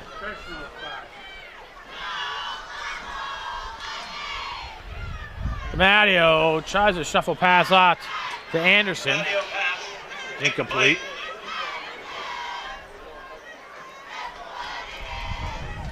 Bennett bringing the pressure on that one. Great recognition by DiMattio just to see Josh Anderson in that flat and flip it out to him just to even get the ball away and not take a sack and lose yards in the down. Now you just lose the down.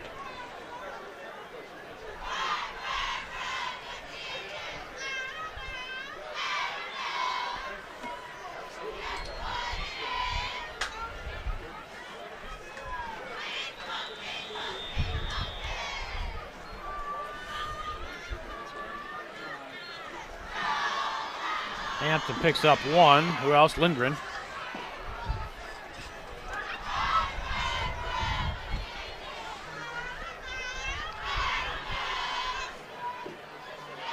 We talked about how Jamar Howard has that patience in the backfield. Lindgren has the same thing. You see him hesitate at the line, try to read the gaps, and tries to go for one. And unfortunately, Penn Hills has been dominant enough to fill every gap.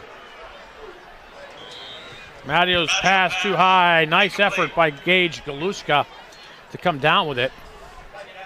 He got some height on that jump. He did, but unfortunately he wasn't 7 foot tall to make an 8 foot grab. He's only standing at 6'1" and couldn't come down with it. And we've seen that DiMattio has had a couple of those passes where they've sailed on him. Don't know if it's the wind just carrying that ball along or he just is hesitant to try to throw around defenders. So now Hampton will punt with 6:50 to go in the third quarter. Nice kick. So hit, picked up at the 5-yard line by Grimes, up the sideline. Grimes stays in bounds, breaks one tackle, breaks another, but does not get by as a third, but a nice return out to the 41-yard line. About a 36-yard return by Grimes. Tackle by number 33, Josh Anderson. Beautiful kick, but a better return. And Anderson, a touchdown-saving tackle because Grimes had nothing but green turf in front of him towards that Indians end zone to our right. And Anderson just came flying out of nowhere to make that tackle. We'll see if McKissick is able to hold on to the ball and not cause a third consecutive turnover for Penn Hills.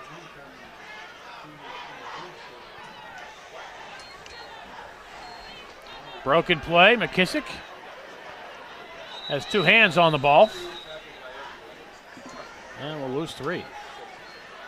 Yeah, that was just, it looked like Thompson had one idea that he was supposed to stay still, but Howard was rolling with McKissick, and at that point McKissick's looking around like, oh, well, here we go, and got to get going, and the Talbots were right there to make the tackle.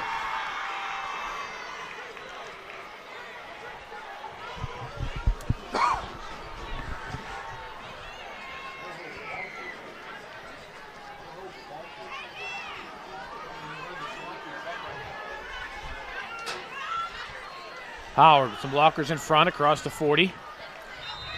Spins out to the 42-yard line. Picks up 4. And the Indians looking at a 3rd and 9. Indians 2 possessions in this half so far. They've run 7 plays. They've had 2 fumbles. And if Hampton can stall them out here and bring out the punt.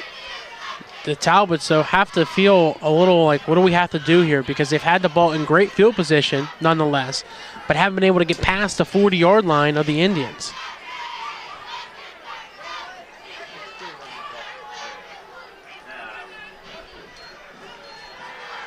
McKissick rolls to his right, looks, throws underneath. To nobody. McKissick pass, incomplete. That'll bring up a 4th down. He had no time at all on that one.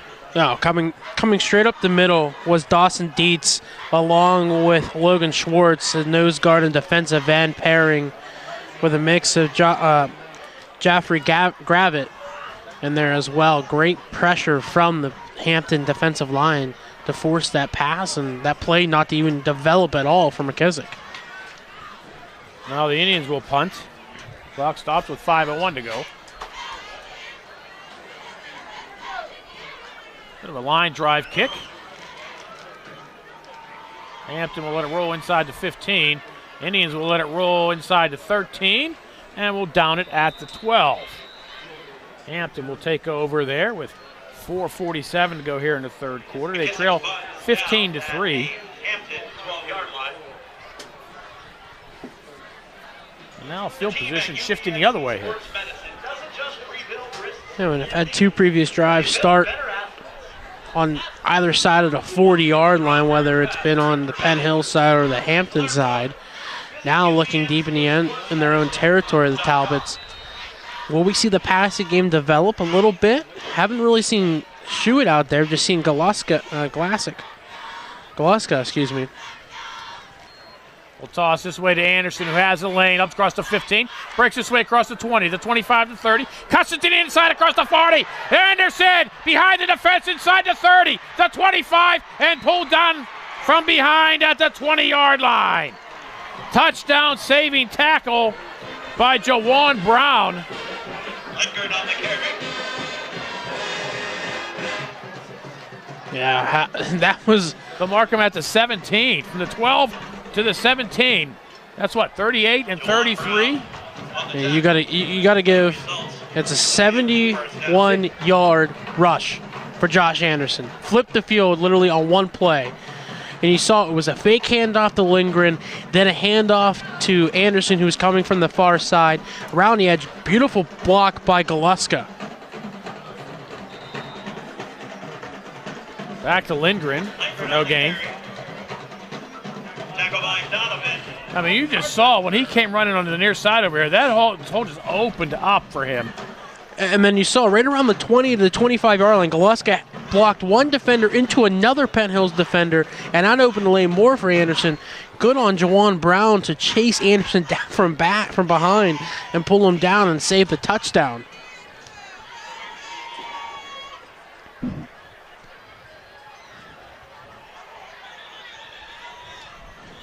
I think we're going to get a timeout. Play clock was getting low again for Hampton. So on one play, Anderson probably becomes the leading rusher for Hampton in this game. Let's take a look. You would be correct, sir. Yeah. Anderson now, 3 carries, 104 yards. 71-yard rush, averaging 34, almost 35 yards, and that gave Hampton the lead in the yardage total for the game. Now 186 total on 35 plays. Penn Hills with 34 plays for 177 yards. Both teams over 130 collective yards, 165 total for Hampton, 139 for Penn Hills on the ground. So I guess it's safe to say that Hampton has now flipped the field position in this one. Literally and figuratively. And possession time-wise, that half, it was all Penn Hills with the possession time. Now, with these multiple drives that Penn Hills has given up with fumbles and turnover on downs, 16 minutes and 55 seconds of possession time for the Talbots compared to 15 minutes and 22 seconds for the Indians. Toss, Anderson right side. Loses the football, and I'm going to say foul on it. Did the Indians have it? I haven't seen it. Doesn't look like it. Anderson No. on the carry. He did lose the ball. You saw the ball come out. And you saw Tony Grimes celebrating it because he knew he was the one who stripped it. But Michael Witherup comes up and hands the ball to the official.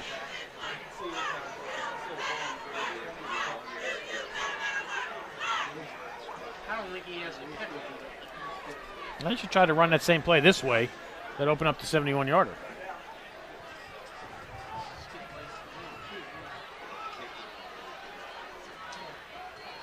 Hampton will throw towards the end zone. Gauger. And they're going to call penalty flag on Pollard in the end zone. He had position, but he didn't turn around and look back at the ball. That's why they called the pass interference. Yeah, he never made that attempt to get it. And good on for Galuska. Never giving up, because then try to go through the defender, and the defender's impeding his process. He knows he's going to draw that penalty. It'll be half the distance to the goal, though. It'll be a 10-yard penalty. It won't be a 15-yarder. They're going to mark him at the 10, and it'll be third down. So they don't get a first down out of it. Nope. But still makes it now, instead of third and long, you have third and short. 3.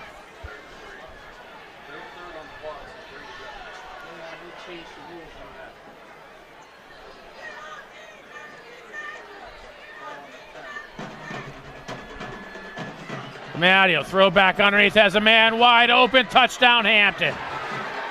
Nicely designed play, first time we've seen that tonight. Christian Liberto on the reception. That play results in a Hampton touchdown. And you had to wonder when Hampton was going to switch that play call, make something different. You've seen the drop back, look for one wide receiver. You've seen the handoffs to Anderson and Lindgren. When are you going to see that little rollout by a running back into the flat? Well, now you just saw it. Ends up in a touchdown, and we got a one-score game between the Talbots and the Indians. Touchdown coming with 3:01 to go in the third.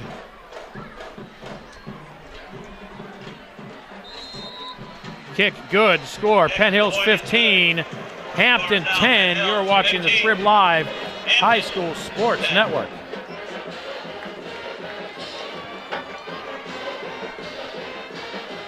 It's getting cold, RJ. It is getting chilly. That wind started to pick up at halftime. Wind blowing, quartering from the far right end zone into the near left end zone, so getting a little bit in our face here on the home side.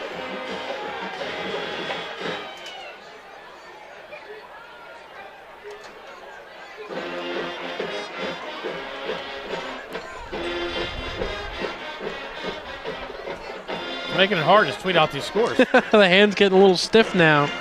You need the hand warmers up here, but you're not really seeing the offense stiffening up for Hampton. It looked like they kind of were at the beginning of the third quarter. And now the Talbots loosening up, getting different play calling in. A big run by Josh Anderson will do that. And now you're seeing the defense for the Talbots is grinding out this Penn Hills offense and keeping it close.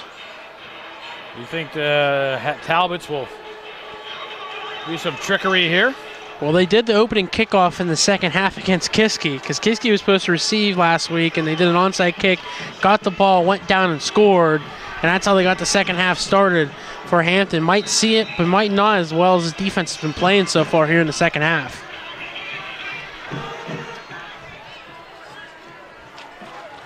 Going to be taken by Grimes at the 11-yard line, now coming up over the middle. Makes one miss. Ball is out, though, and I think it's fell on by Jamar Howard, though. It'll be Penn Hill's ball. Indeed it is at the 27-yard line. Indians, are they falling apart here in the second half? Maybe getting a little bit too comfortable. That was a 4-play, 88-yard drive.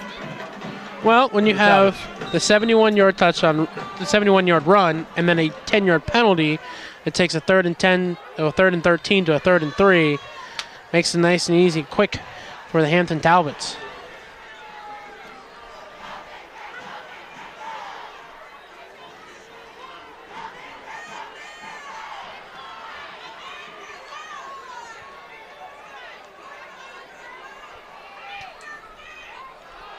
Howard. Howard on the carry. Will pick up 5, but it looks like Hampton's defense getting a little fired up. Playing with a little more intensity out there now they're back in this game. Well, and Coach DiMatteo mentioned that his team has had a tendency not making turnovers, but turnovering the ball on downs in field position that doesn't allow their defense to be in great starting spots. Now the defense has been getting a little bit of energy. You've had some time on the sideline. You're seeing them start to come back into this game with some life.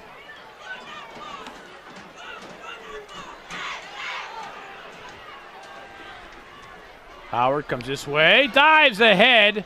We'll get the first down. Howard on the carry. Hampton had him. Nice effort by Howard to pick up 6. And a first down for the Indians. Personal foul. Face mask. And we got a personal foul face mask in Hampton, so that'll be added on to the end of the run. Another 15 yards and another first down for the Indians. That'll move it on to the Hampton side of the 50 at the 49-yard line.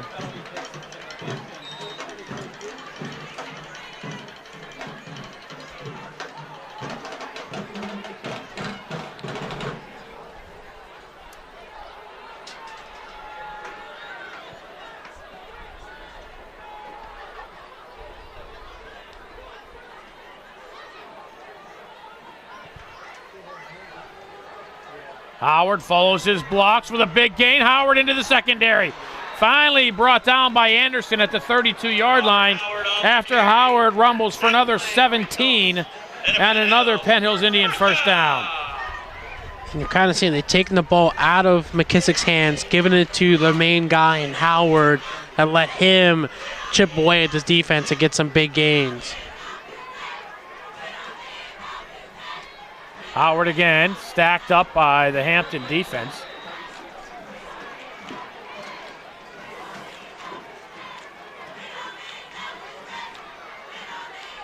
Howard on the carry. Brought down by number 78, Logan Schwartz.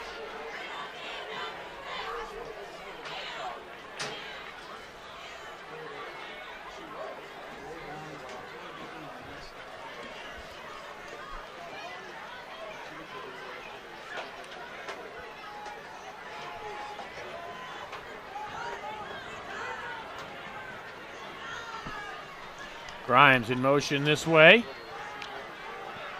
McKissick keeps it himself. It looked like it was another broken play. Down to the 24-yard line. Picks up 8. I don't know if it is or not, but the way McKissick's turning around with that ball, it looks like he's wanting to hand it to somebody who's not there.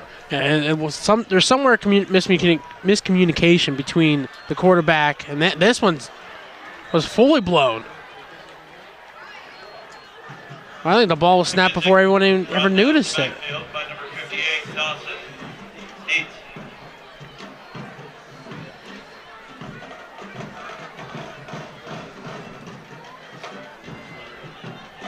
We'll lose 3, and the Indians will let the quarter expire. Score. After 3, Penn Hills 15, Hampton 10.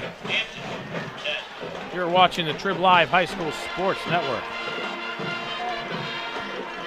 Here are Jay times. It just looks like Ladies and gentlemen, get out your 50-50. a Chinese fire drill out there for the Indians. We do have a winner. And it looked like McKissick and everyone was trying to like hesitate and wait. Let's go to the fourth quarter. and then the center decided just to snap it, and that's what caused the sack, and now you lost it down right before the end of the quarter. And so it'll be 4th and about 5 from the 27-yard line. 0-1.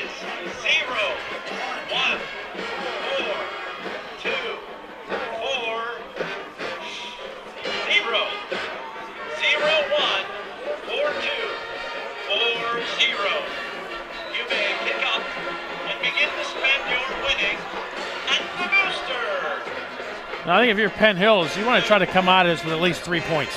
Yeah, you definitely you want to try to do something, but unfortunately, you're at that mark where is it within Noah Silverman's range, or are you going to go for it? And it looks like the offense is trotting back out there. Going to go for it on this 4th and 5.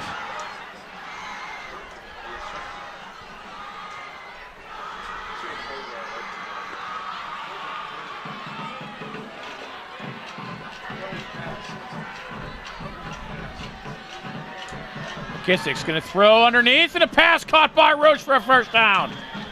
Down to the 18-yard line, 9 yards on the slant. And a huge first down for the red and gold. You want to talk about gutsy play call. Really haven't passed it all night. This time drop back, quick slant to Roach, and a beautiful pass and catch. I'm looking Howard all the way on that one. Yes. Probably Hampton is too, and that might have been the idea. Let's go opposite of what they're thinking and go away from Howard and let our quarterback use his arm. High snap, Howard. For about 5.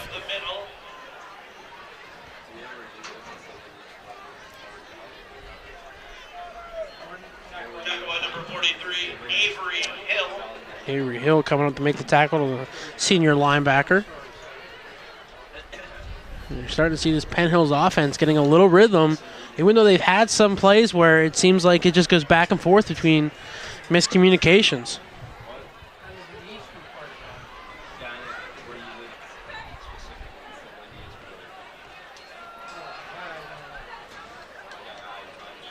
Scrum will move down to the 10. Howard for about another 4.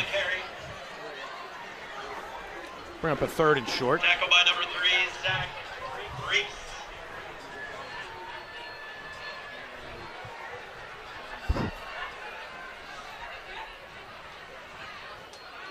McKissick throwing, steps into the pocket, looks, gets away, running, will have the first down inside the 5.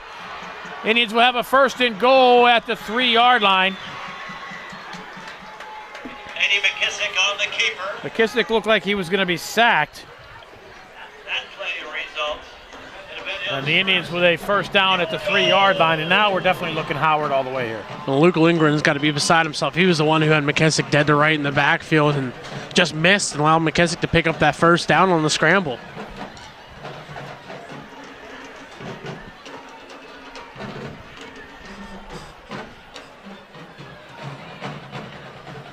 McKissick's going to throw, near side, Grimes. Eludes one man, touchdown, Tony Grimes! McKissick pass complete to Grimes for a Penn Hills touchdown!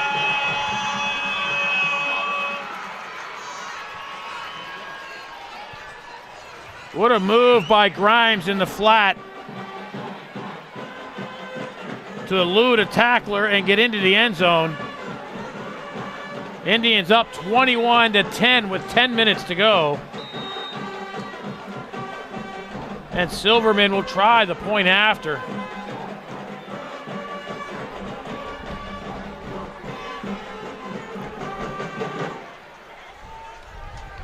Indians will go for 2. And into the end zone for Grimes. Point after is good. Penn Hills 22. Excuse me, Penn Hills 23. Hampton 10. You're watching the Trib Live High School Sports Network. Scores now Penn Hills 23. Hampton 10.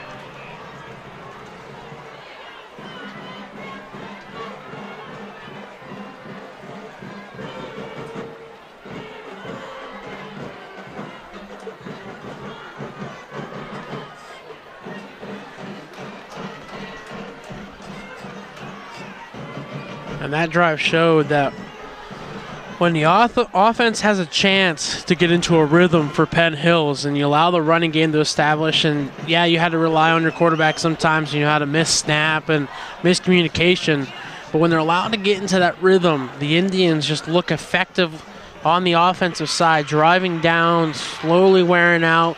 May not be the big, 20-plus yard gains, but when you're picking up 5 to 8 per carry, that's going to lead to something, and that led to that touchdown. Ended up being a 3-yard pass. Indians now up 13. And Silverman's kick into the end zone. Hampton will start at the 20. That's always huge. Results in a touchback. Get that kick into the end zone to start your opponent at the 20. That was an 11-play, 73-yard drive by the Indians.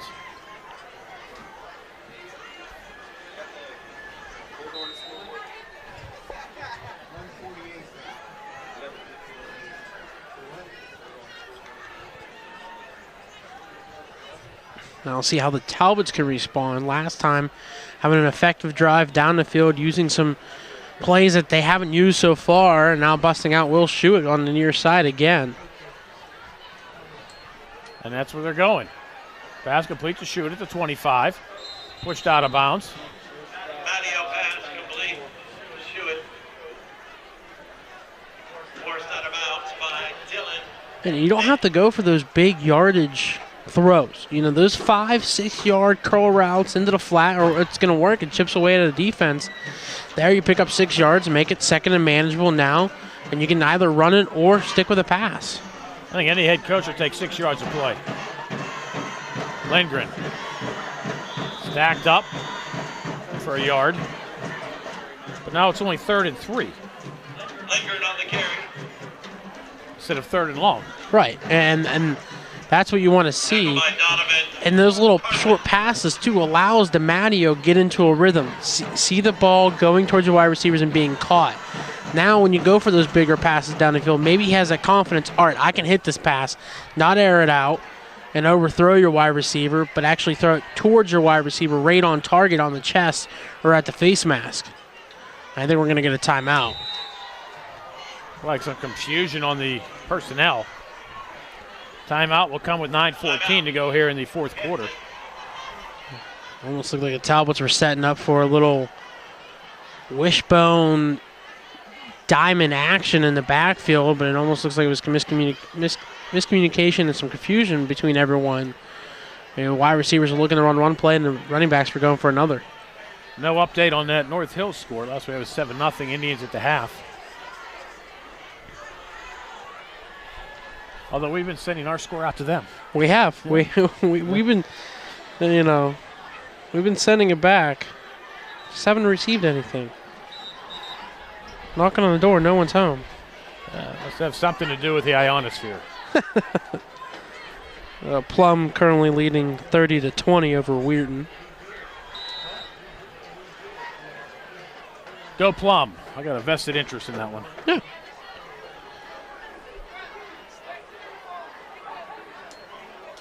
Reverse, Anderson has a lane. Anderson will have a first down. Anderson across the 35 out to the 37-yard line. 10 yards on the reverse. On the carry. It almost looked like he was going to be tackled in the backfield originally, but that patience to stop, wait, see a hole, hit it, and go upfield. Don't keep going east and west. Go north and south, and Anderson did so and was able to pick up the first down and keep the drive alive and turn for the Talbots.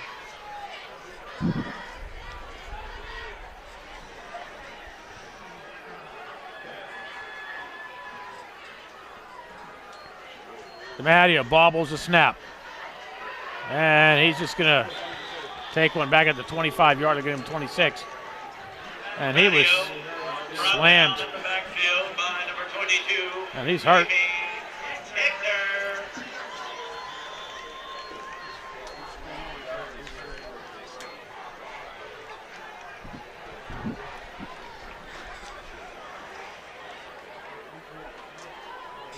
And DiMatteo will get up slowly.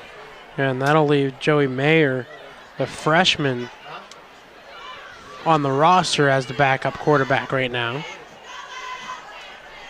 Mentioned the original starter, Ian Anderson, of the year, the senior, out with a shoulder injury.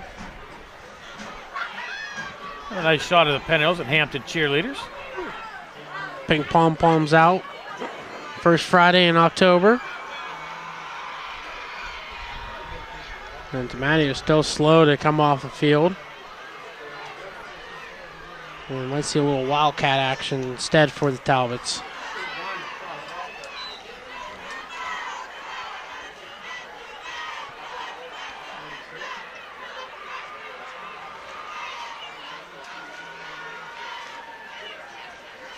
Lindgren for 3. Lindgren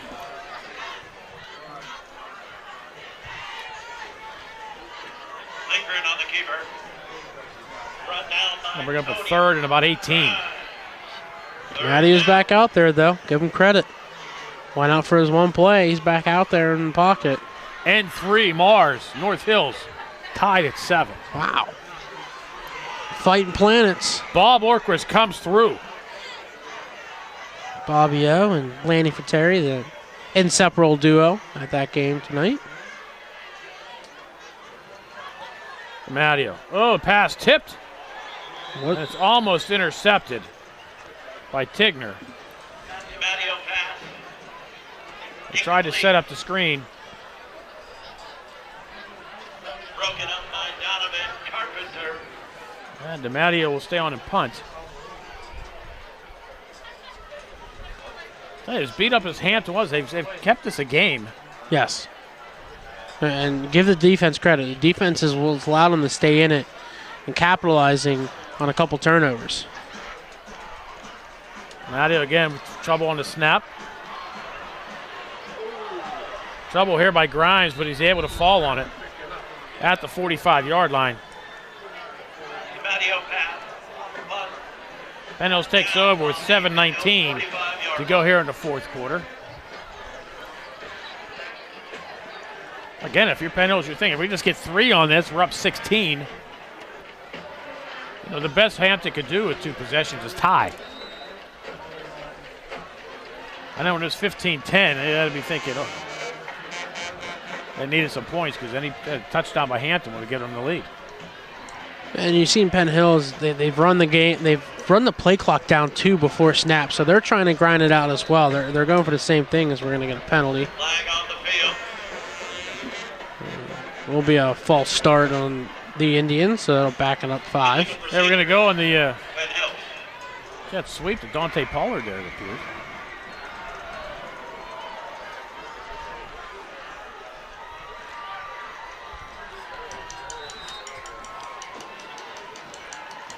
I think if it stays like this next couple of weeks, I'm going to start putting hot chocolate in the fridge. You're going to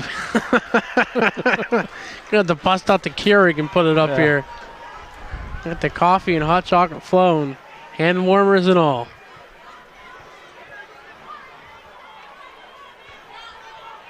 The joys of an open-air press box. But I wouldn't have anything but.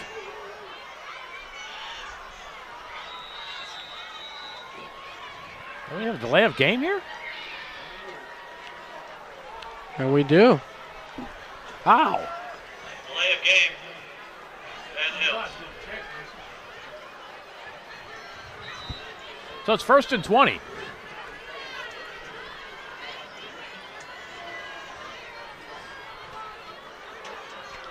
Pollard.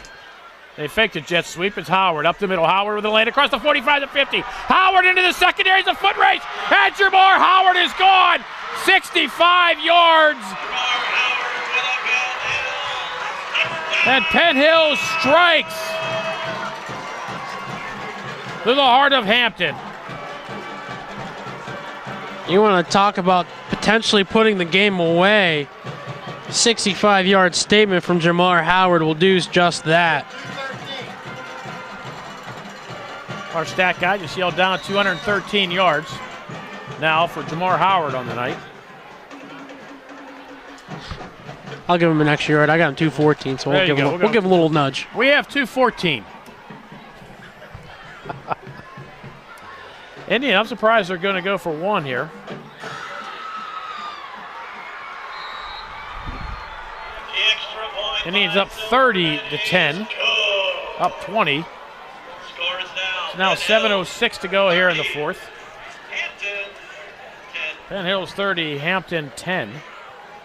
Once again, ladies and gentlemen, make sure to stick around after the game to one of the Penn Hills marching band's post-game halftime performance.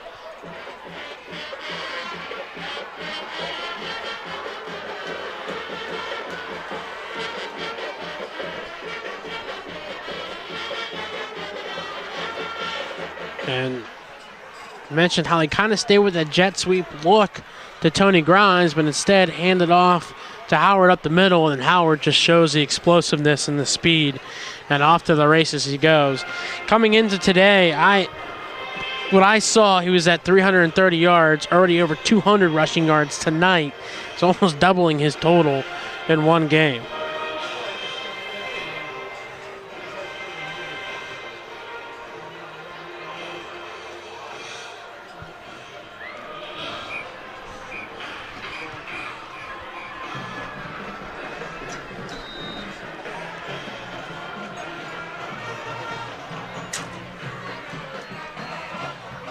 Kickoff by Silverman, taken by Galaska at the 10-yard line. Another deep kickoff by Silverman. Galaska down at the 23. Number 16, Gage Galiska on the return. Tackled by Jaiwan Joel. And now will Hampton be forced to throw it? That's the thing. Down 20. Are they going to just stay to their game plan, or are they going to go all out for it and let Matt DiMatteo let that cannon loose and see what he can do?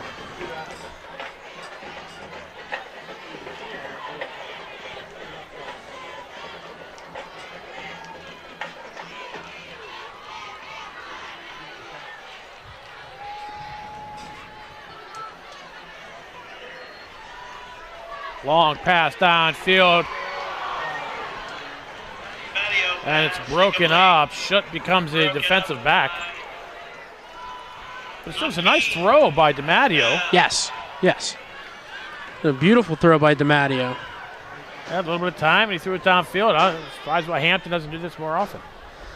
Just a little underthrown, and good on Schutt to become a defender then and break up that pass.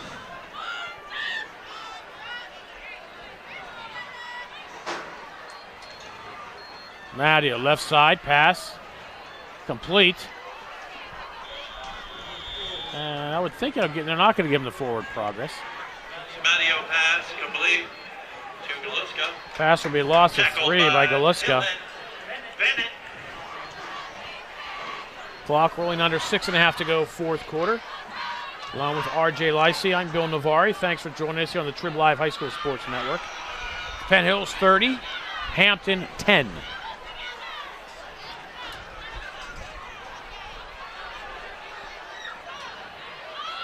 Again, there goes the reverse to Anderson, who has a lane. Cuts across the 30, the 35, and he'll get close to the 40-yard line. That's right where they'll mark him. Number 33, Josh 20 yards for Anderson. on carry. And they've had success on that little reverse tonight.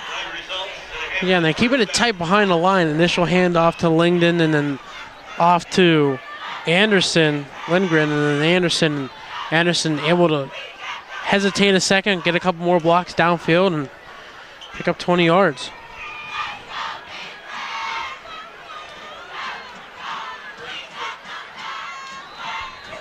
Lindgren for a yard.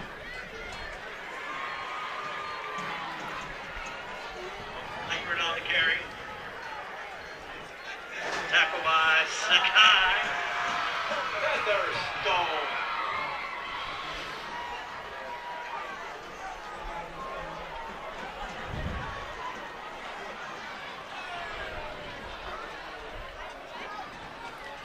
They'll try the Anderson this way. Anderson on the carry. Last time for 20, this time for 1. Tackle by Jawan Brown. And that time, the Penn Hill was able to stay home, not able to get any blocks. Hampton They're down. upfield and brought down right around the line of scrimmage.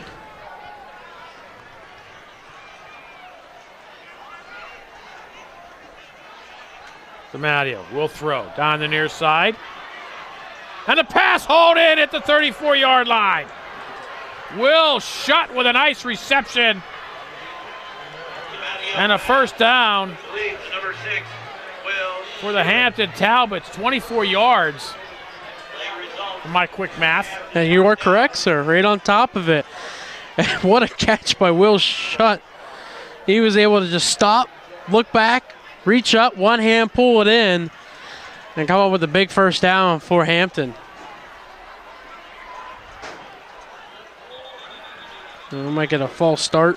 Yeah, they saw Christian Liberto flinch. Illegal procedure. Liberto, who has the lone touchdown for the Talbots tonight on a 10-yard reception. Matt DiMatteo. Yeah, that was just a simple little screen into the flat for that play. DiMatteo was shown as a sophomore. He has the arm. It's now just bringing the throws down and not airing them out so much and throwing them to that back shoulder for your wide receivers. And they'll go on the jet sweep to Anderson. Now he gets back to the line of scrimmage. There were 3 Indians there, and one took out the other 2. And it almost looked like he was going to be brought down for a loss of about 2 or 3 yards. And you mentioned, it looked like Tony Grimes was the last one to come in there and wipe out a couple Indians. And fortunately, one of them able to make a tackle around the leg and bring him down for no gain. I actually brought him.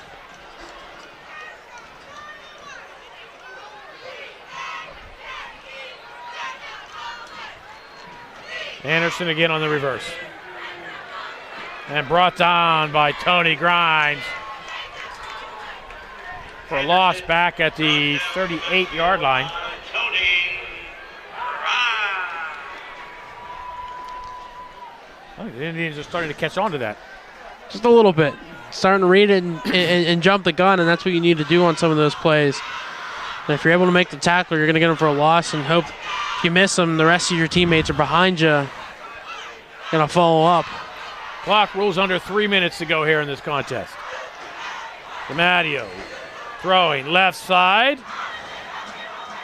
And it's incomplete. Broken up by Noel Roach. It was intended for Galuska. Broken up by Noel. And you've noticed the safeties have kind of jumped on that play because they can see which way DiMatteo is going to look. He eyeballs up his wide receiver. As soon as that snap happens, he's looking one way or the other. And that allows one of the safeties in the back to either go to one side or the other and jump that route and try to come up in the interception, forcing the wide receiver to become a defensive back, really. And it looks like Hampton's going to burn some clock before calling a timeout or running a play here. It is 4th down. They just get the play off. No throw underneath, and Grimes bats it away from Anderson. DiMatteo pass, incomplete. Hampton will turn the ball over on downs. Penn Hills will take over with 2:48 to go and a chance to kill it. Hills takes over on down. And now if you're Penn Hills, do you stick with just a slow, grinding offense, or do you go for a shot here up 20 with 2:48 to go? Well, Hampton has one timeout left, so I think you just grind it. Pick up a first down, force a timeout, and then just take a couple knees and call it a day. I think at this point, Hampton might not even use the timeout. They might not. You know, discretion being the better part of value. You're down 20.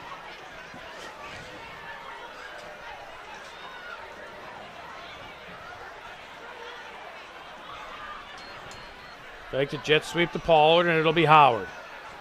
And he'll fight his way ahead to the 45-yard line. Pickup of 7.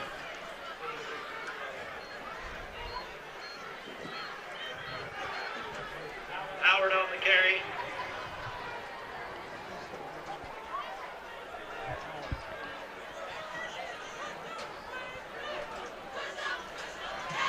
Moon still leading Peters Township 21-13. That is 2:30 left in regulation. That is a surprise. And Peters Township quote-unquote odds-on favorite. I think it's Penn Trafford personally that's the favorite right now in 5A, followed by these Indians. I hear a lot of an all-PT final, perhaps. McKissick keeps it himself. Scrambles ahead for the first down. And goes down at the 45-yard line after a pickup of 10. McKissick on the carry. And Clock is there, under 2 minutes. we got an injured Indian down at around the 47-yard line. Oh, an Indians big lineman. Let's see, a minute 55 to go here. Yeah, for the size, it looks like it could be Malik Nicholson. Nothing you want to see here late in the game. Both teams now at this point, really you're just trying to come out unscathed, get to next week. 20-point deficit. Both teams realize where they are. Penn Hill's traveling to Shaler next week for the final road game of the year, while Hampton takes on West Allegheny in a non-conference matchup at West A.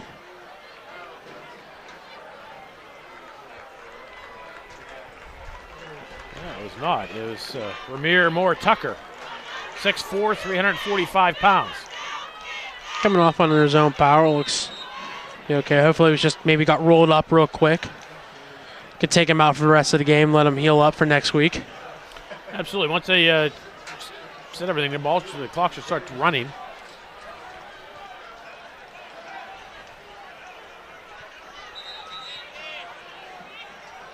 Officials trying to get it started here. Is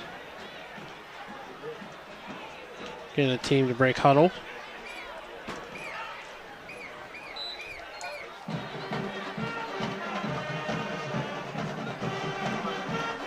Looks like they're just going to set up in the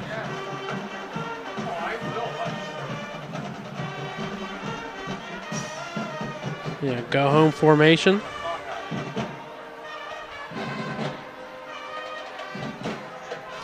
That's what they're going to do. You saw when on the injury, Jack DiMatteo came out onto the field.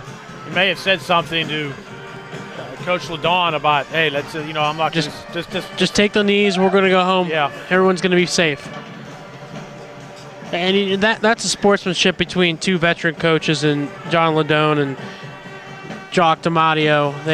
DiMatteo's been at Hampton for 12 years now, and he knows what's going on, and he sees it. And credit to both coaches. You got to give credit to Hampton. It may be a 20-point deficit, but this game was a lot closer for a long time. The Talbots played hard tonight, played defense effectively, forced a couple turnovers, capitalized one time on a turnover. The Talbots played well tonight, and they look like a team that might be able to fight their way into a 5 spot or maybe a wild card spot into the Class 5A playoffs. Well, Penn Hills won the first half 15-7. They win the second half, 15-3. They win the second half 15-7. The final score is going to be Penn Hills 30, Hampton 10 after this final knee. McKissick up under center here. Just waiting for the last couple seconds. Yeah, he was like, you're hurting my stats on these shotgun knees here. And kneel down goes as a team rush, so it doesn't hurt him, just hurts the team in general. Your your final score officially now, Penn Hills 30, Hampton 10. RJ, I have Jamar Howard now, 221 rushing yards on the night. Well, we were spot on, sir. I got 221 as well. 2 touchdowns, 9.2 average on the night. Eddie McKissick, running-wise, had 9 carries for 37 yards. One was a sack that really cost him 12, big chunk. Also, 6 for 11 passing with a 1 interception, 2 touchdown passes, 50 yards total through the air. And it was Dante Pollard for 1 touchdown. He has 3 catches for 26 yards, and Tony Grimes with the other receiving touchdown. So we'll wrap it up here. Again, your final score, Penn Hills 30, Hampton 10 from our broadcast partner, RJ Licey. I'm Bill Navari. Thank you for watching the Trib Live High School Sports Network.